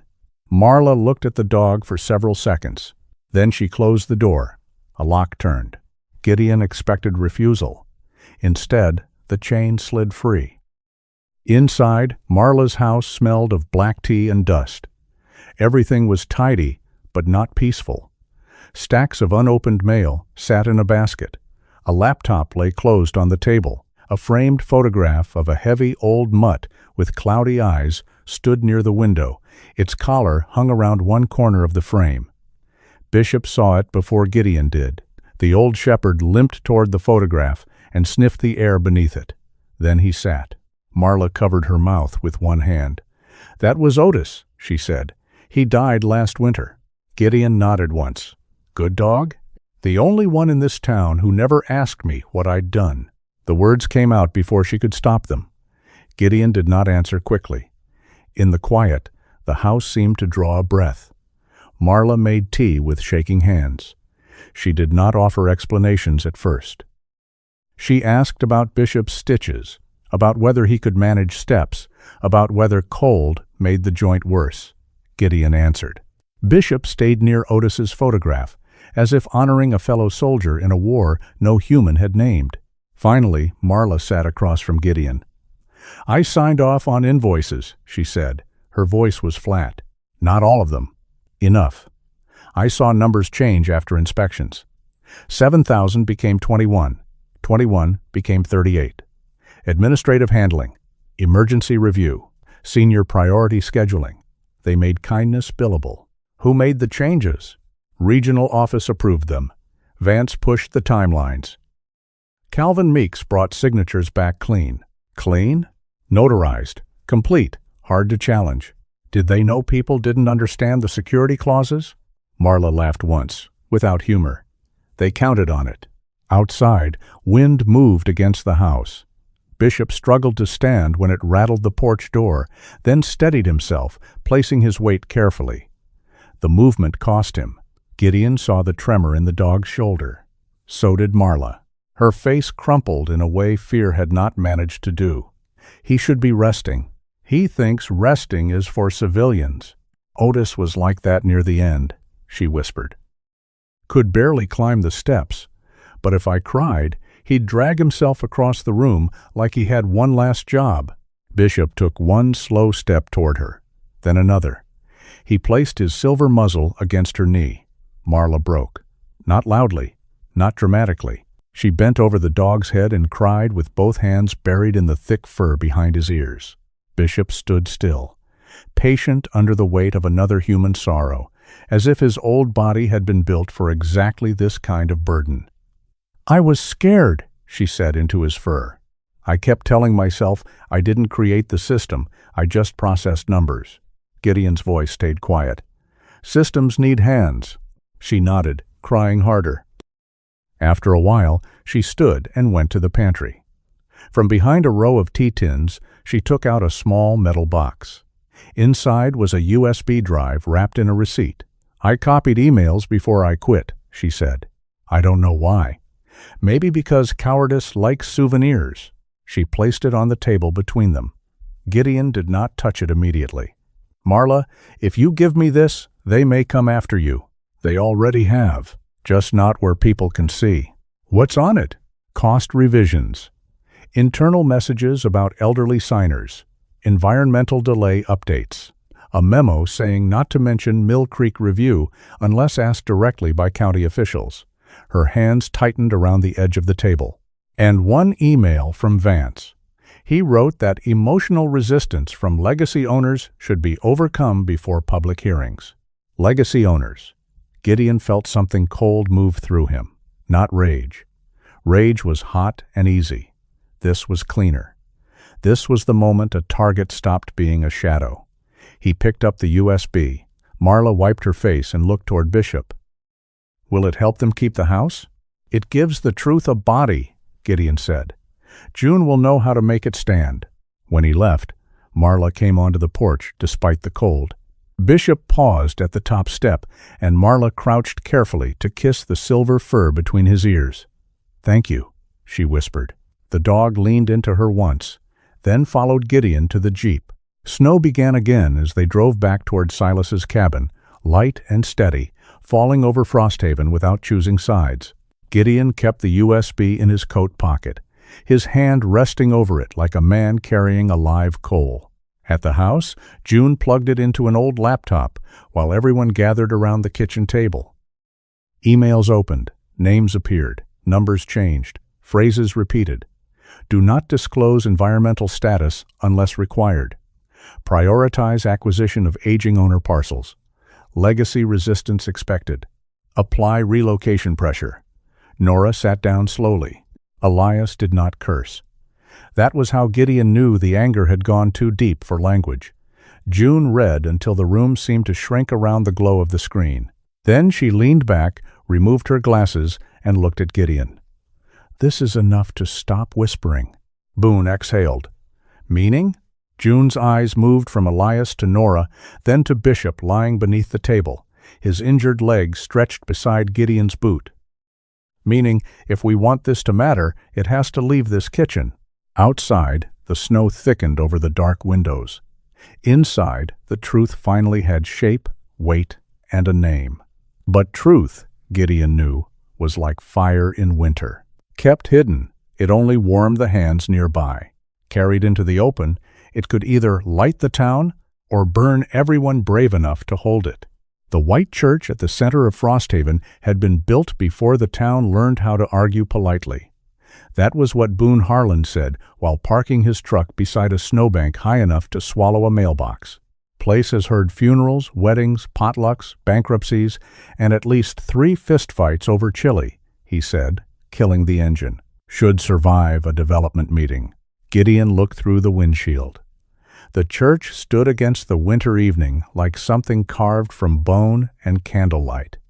Snow covered the roof in a clean white slope. Warm yellow light shone through the tall windows, spilling onto the steps where townspeople moved in slow clusters, stamping snow from their boots, speaking in low voices, carrying fear under their coats. Frosthaven had come. Not all of it with the same heart. Some came because they had been hurt. Some came because they wanted answers. Some came because North Star Ridge promised jobs, tax money, tourists, and a future that did not require their sons and daughters to leave town for work. Some came simply because small towns could smell a reckoning the way dogs smelled thunder. Bishop sat in the back seat, his silver muzzle lifted between the front seats. His injured leg had healed enough for careful walking, but cold still made it stiff. Nora had wrapped a dark wool scarf loosely around his neck, declaring that old warriors deserved dignity and warmth. Elias had called it foolish. Then he had adjusted the scarf twice. Gideon opened the truck door and stepped into the cold. He wore his olive combat shirt beneath a dark canvas coat, his boots cleaned but still scarred. No medals, no uniform, no attempt to dress himself as a symbol. The folder under his arm held maps, invoices, printed emails, and statements June had organized with ruthless precision. Inside the church, the air smelled of old wood, wet wool, coffee, and radiator heat. Rows of wooden pews were already full. People stood along the walls. The altar had been cleared, replaced by a projector screen and folding tables. Someone had set a tray of cookies near the back, because even outrage in Frosthaven apparently required sugar. June Mallory sat at the front table with her leather satchel open, red pen tucked behind one ear. She looked less like a retired lawyer than an executioner who preferred punctuation. Boone stood near the aisle, greeting people with nods and short jokes that did not quite hide how tense he was. Doctor. Hollis Pike sat 2 rows behind the Crowders, hands folded over his wool cap. His usually calm face tightened by what he had agreed to say in public. Marla Keene sat near the back. She had chosen an aisle seat, probably in case fear convinced her to flee. Her dark blonde hair was tied low, her gray coat buttoned to the throat, and both hands held a paper cup of coffee she had not touched. When Bishop entered beside Gideon, Marla's eyes followed him. The dog turned his head, saw her, and gave one slow wag of his tail. Marla breathed for what seemed like the first time all evening. Nora and Elias sat in the second row. Nora wore her pale sweater beneath a navy coat, the small pine leaf necklace resting at her throat. Elias sat beside her with his hands clasped over his knees, wearing a clean flannel shirt and his old bridge crew cap. His jaw had the set of a man determined not to break in front of neighbors. At 7 sharp, the town council chair, a narrow woman named Ruth Bell with a silver braid and the exhausted eyes of someone who had read too many public comments, struck the table once with a small wooden gavel. "We're here," she said, "to discuss concerns regarding North Star Ridge Development, Frosthaven Renewal Trust, and proposed access routes near Mill Creek." A murmur traveled through the church. Then Vance Reddick stood. He had arrived with 2 lawyers and a projector presentation. His dark suit fit perfectly. His black overcoat hung over the back of his chair like a shadow trained to behave. He smiled at the room, not too wide, not too warm, just enough to make doubt look unreasonable. "Thank you, Chairwoman Bell," he began. "And thank you, Frosthaven, for showing up tonight. That proves something important. You care about this town's future." He clicked a remote. The screen filled with an image of a shining lodge beneath snow-capped mountains. Fireplaces, ski trails, families laughing with expensive gloves, a restaurant patio lit by strings of golden bulbs. The future, apparently, had excellent lighting. Vance spoke of jobs, seasonal revenue, road improvements, medical access, young people staying, old storefronts reopening, tax dollars for schools. Though Frosthaven had no school now and no children in this story to be used as decoration for a sales pitch. He made greed sound like rescue. He made surrender sound like planning. Gideon watched the crowd, not the screen. That was where truth moved. In tightened mouths, folded arms. The way one old rancher stared at the floor when employment was mentioned. The way Claire Densmore, seated near the back, looked at the glossy lodge and then at her own hands. Vance did not mention the inflated invoices. He did not mention the elderly property owners. He did not mention Mill Creek. He did not mention the emails. When he finished, half the room clapped. The other half did not. Ruth Bell turned toward June. "Miss Mallory." June rose without hurry. She carried no performance in her body, only papers. "I'm not here to argue whether Frosthaven needs work," she said. "It does. Anyone who has driven past the diner sign knows that." A few people chuckled softly. June continued. "I'm here because there is a difference between development and extraction. One builds with a town, the other feeds on it." Vance smiled faintly, as though forgiving her tone in advance. June placed the first set of invoices on the projector table. The screen changed from luxury lodges to numbers. Roof inspection, $1,100. Administrative maintenance fee, $2,400. Emergency scheduling adjustment, $3,800.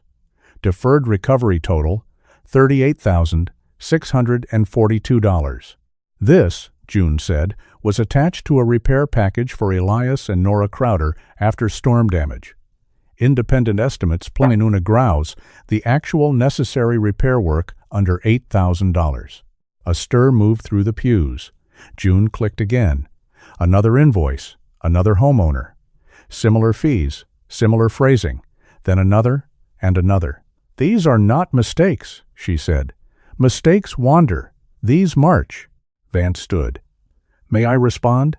"You'll get your turn," Ruth Bell said. Her voice carried more steel than her narrow frame suggested. Boone spoke next, not from the table, but from the aisle. He did not like podiums. He claimed they made honest men look like auctioneers. He held a cap in both hands and named people, gently, not to expose them, but to show they were not alone.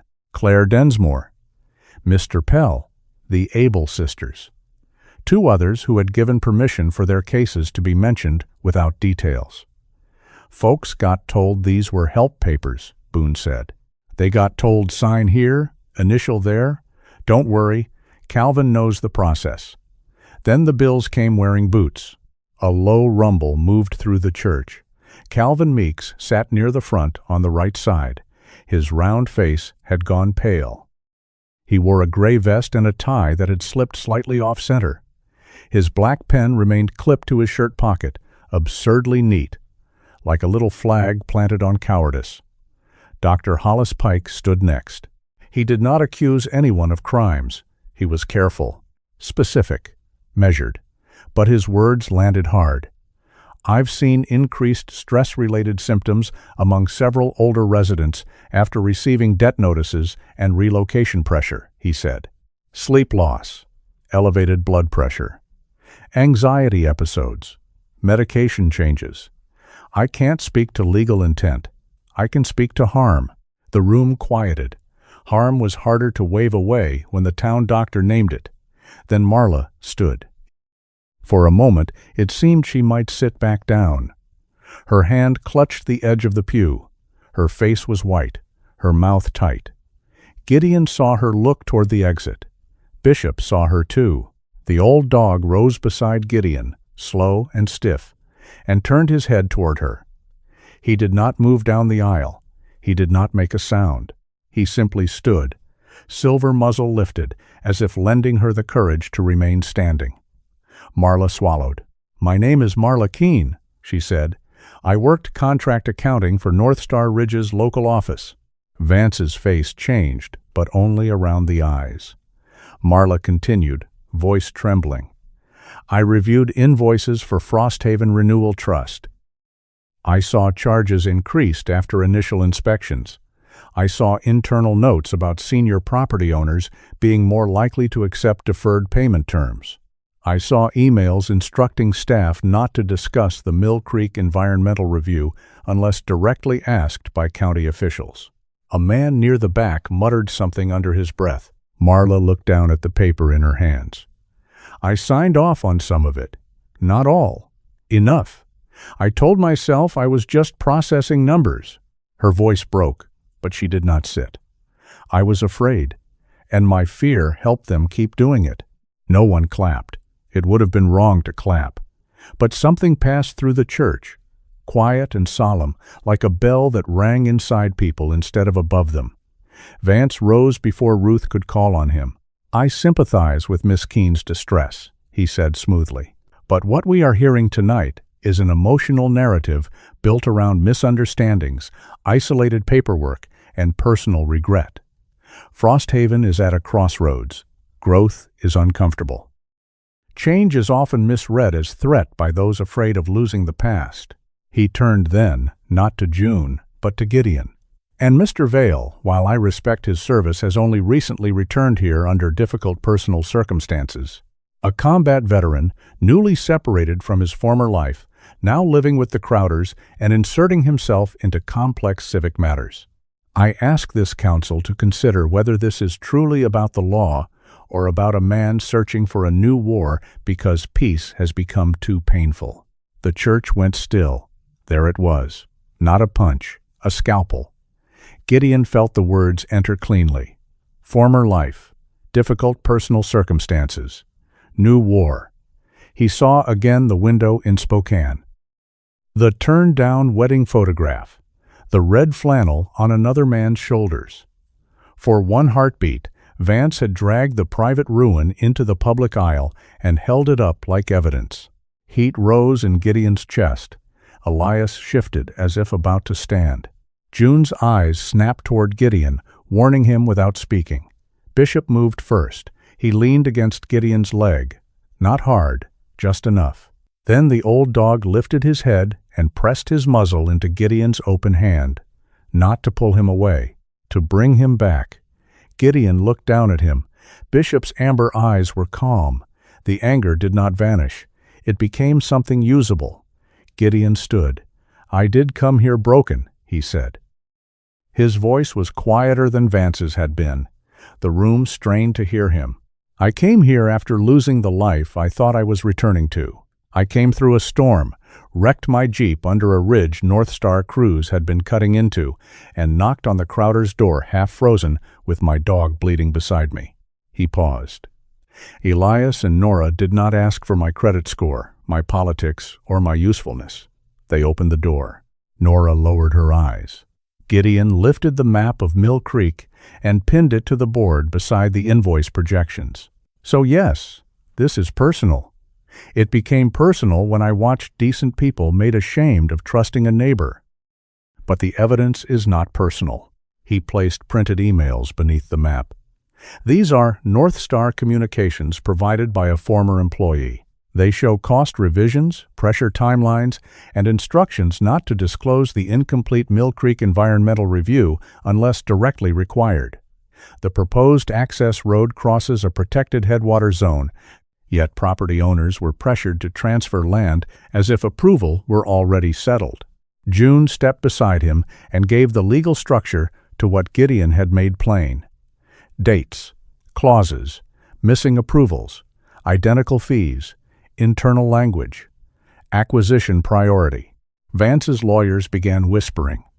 That was when Elias stood. No one expected it, least of all Elias. He removed his old bridge crew cap and held it in both hands. "I'm not good at talking," he said. Boone muttered, "First true thing tonight," and Nora elbowed him without looking. A few people smiled. Elias looked out at the town. "When I was young, this place was poor. Don't let anybody pretty it up. Winters were mean. Work was hard. People drank too much coffee and not enough sense. But if your roof went bad, somebody showed up. If your truck died, somebody pulled you out. If your wife was sick, soup came to your porch before pride could stop it." His rough fingers tightened around the cap. "I'm not against jobs. I'm not against young folks having a reason to stay. But if the price of light is throwing old people into the dark, then maybe that light ain't worth buying." Silence followed. Then Calvin Meeks made a sound. It was small, a chair leg scraping. He stood with one hand gripping the pew in front of him. His face shone with sweat despite the cold room. "I told them it was procedure," he said. The whole church turned. Calvin stared at the floor. "I told Mrs. Densmore, Mr. Pell, the Crowders, others. I said the papers were standard. I didn't explain the security clauses. I didn't understand all of it at first, and later I didn't want to understand because the referral fees came through and North Star said the project would help town business." His voice cracked. "I notarized signatures. I told myself signatures meant consent." June asked, "Were you paid per completed file?" Calvin closed his eyes. "Yes." The word fell into the room and did not get back up. Vance stood. "Mr. Meeks is clearly under emotional pressure." Ruth Bell struck the gavel. "Sit down, Mr. Reddick." This time, the room heard whose authority mattered. The vote took 23 minutes. There were arguments, real ones. A restaurant owner stood and said the town needed jobs. A mechanic's wife said jobs built on fraud would rot. A younger lodge worker said North Star was the first company in years to notice Frosthaven. Claire Densmore replied that wolves noticed sheep too. In the end, the council voted to suspend all municipal cooperation with North Star Ridge, pending county review, refer the contracts and environmental concerns to state and county authorities, and authorize a volunteer legal coalition to assist affected property owners. No one cheered at first. The decision felt too heavy for cheering. Then Nora reached for Elias's hand. Boone exhaled like a man setting down an engine block. Marla sat slowly, trembling. Bishop lowered himself to the floor at Gideon's feet and rested his chin on his paws. Vance gathered his papers with perfect care. His face remained composed, but the smile had cracked. Not shattered, cracked, like ice that still looked safe until the next step. At the church doors, he paused beside Gideon. "This isn't over," he said softly. Gideon looked at him. "No," he said, "but now they know it started." Vance left without another word. Outside, the night was clear and brutally cold. Stars burned over Frosthaven like silver nails hammered into the dark. People lingered on the church steps, speaking in low voices, some ashamed, some angry, some relieved, all of them awake in a way they had not been before. Elias stood beside Gideon at the bottom step. For a long moment, neither man spoke. Then Elias said, "You didn't hit him." "No. Thought you might." "So did I." Elias nodded once, approving without softening. "Dog stopped you?" Gideon looked down at Bishop, who stood between them, scarf crooked, eyes half-lidded with exhaustion. "He reminded me what I was there to protect." Nora came down the steps and tucked the scarf back into place around Bishop's neck. "Then he did better than most lawyers," she said. June, passing behind them, replied, "Barely." For the first time that night, Gideon laughed. Not loudly, not fully, but enough.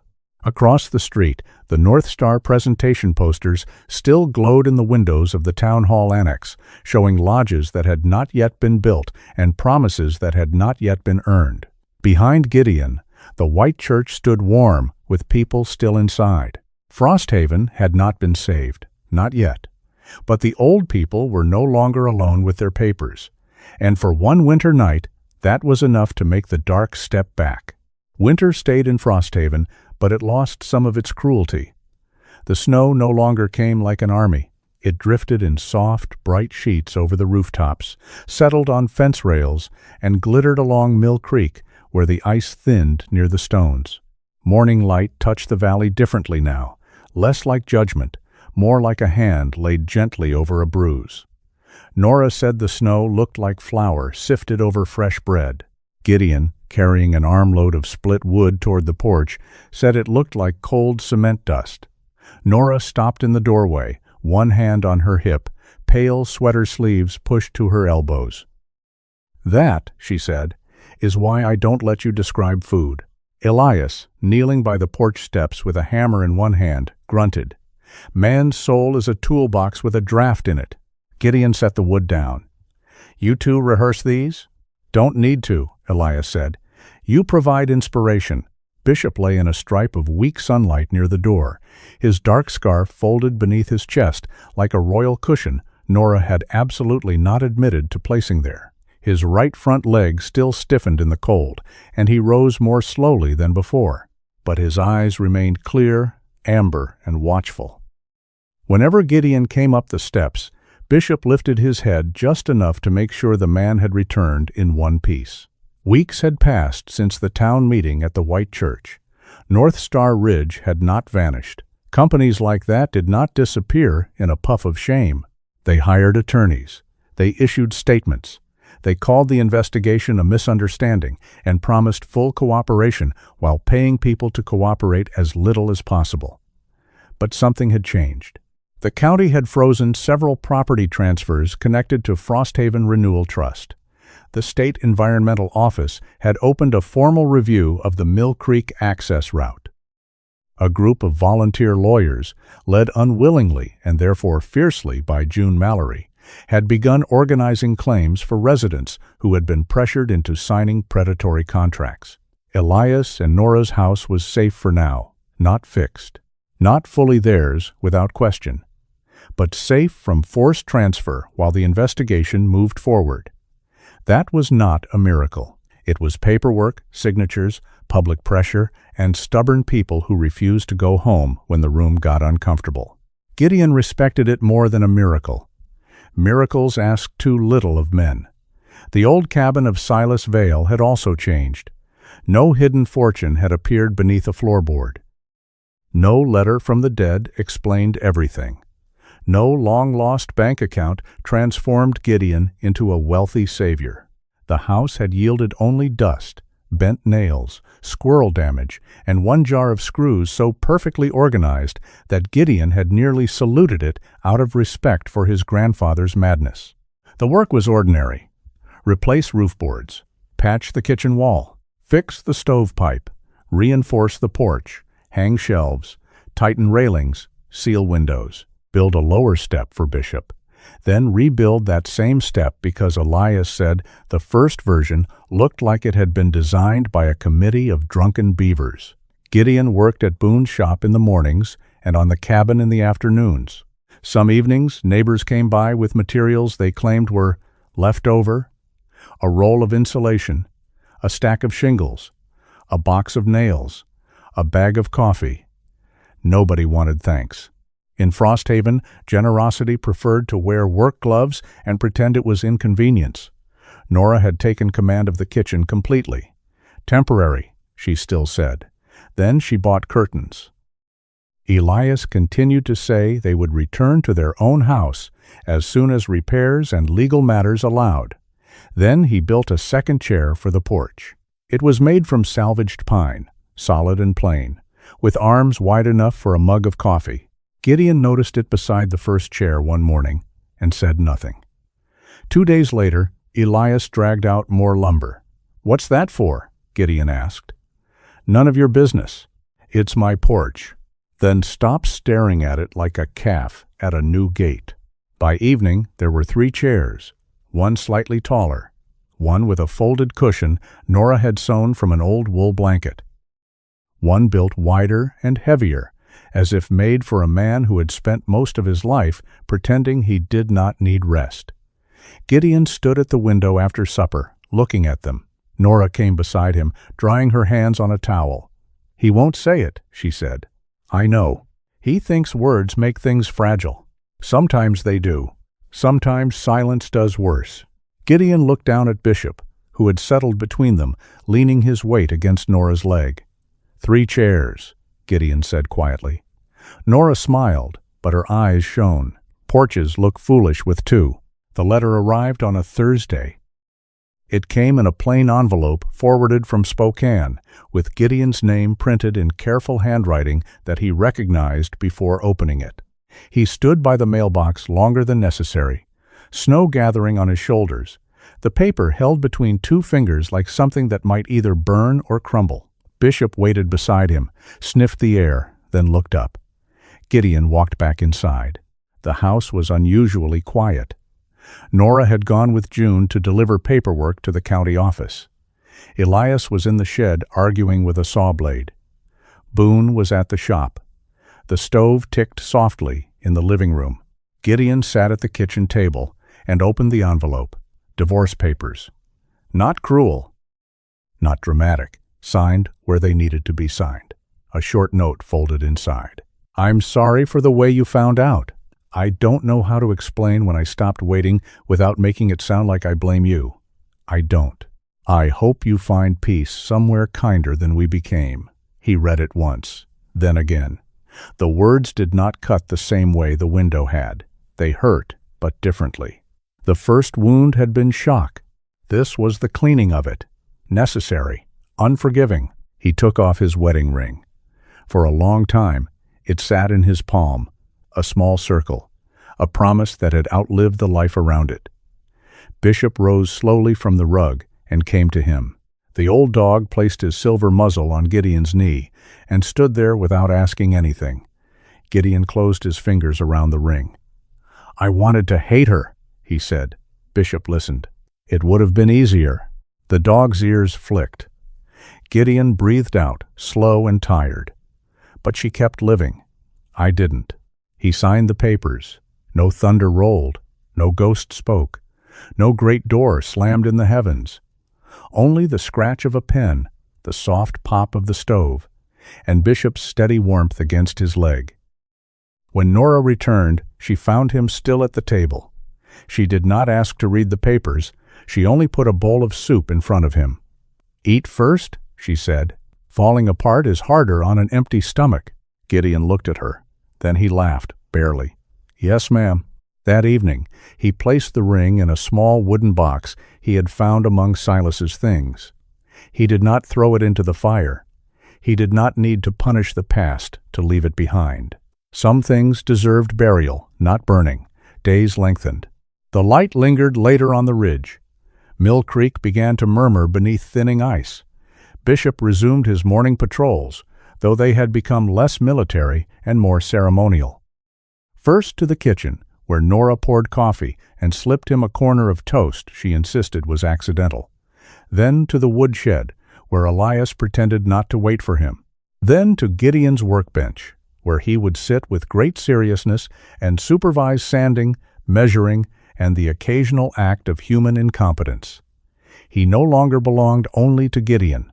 That realization should have hurt. Instead, it loosened something. Love, Gideon was learning, did not weaken when shared among the right people. It became less afraid.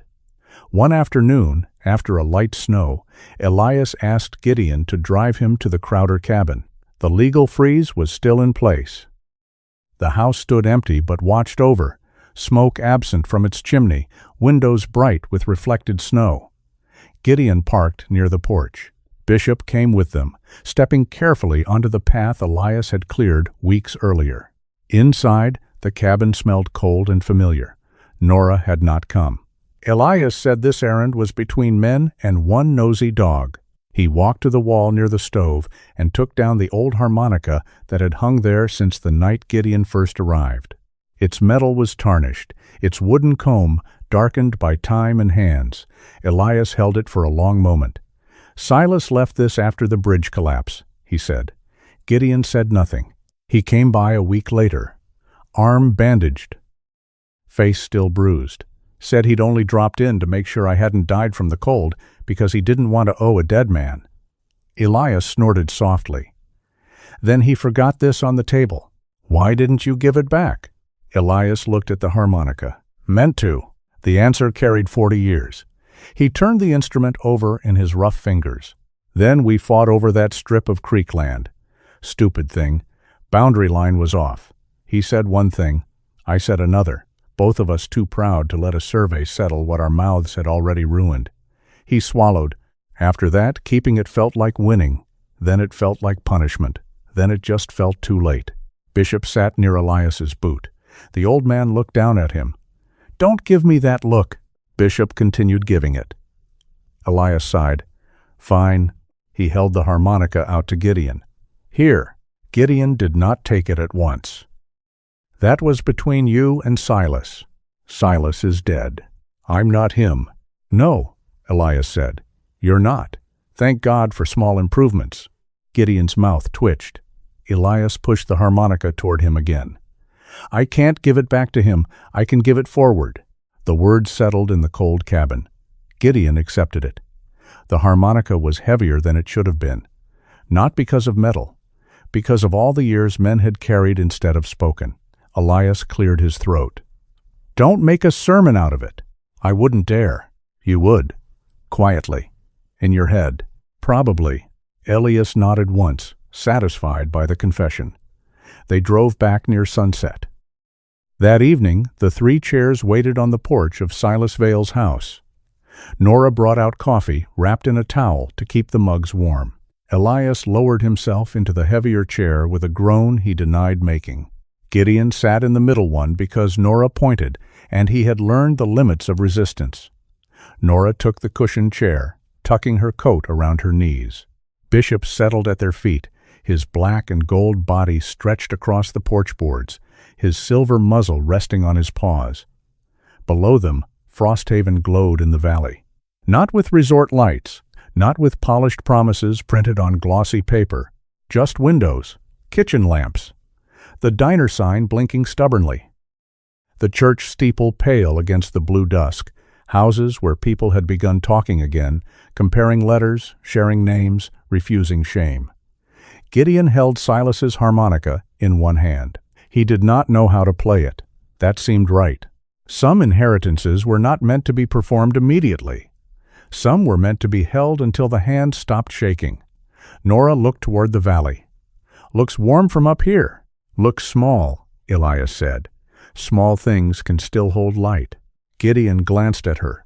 She smiled without looking back. "That one you may borrow." "No charge?" "First one's free."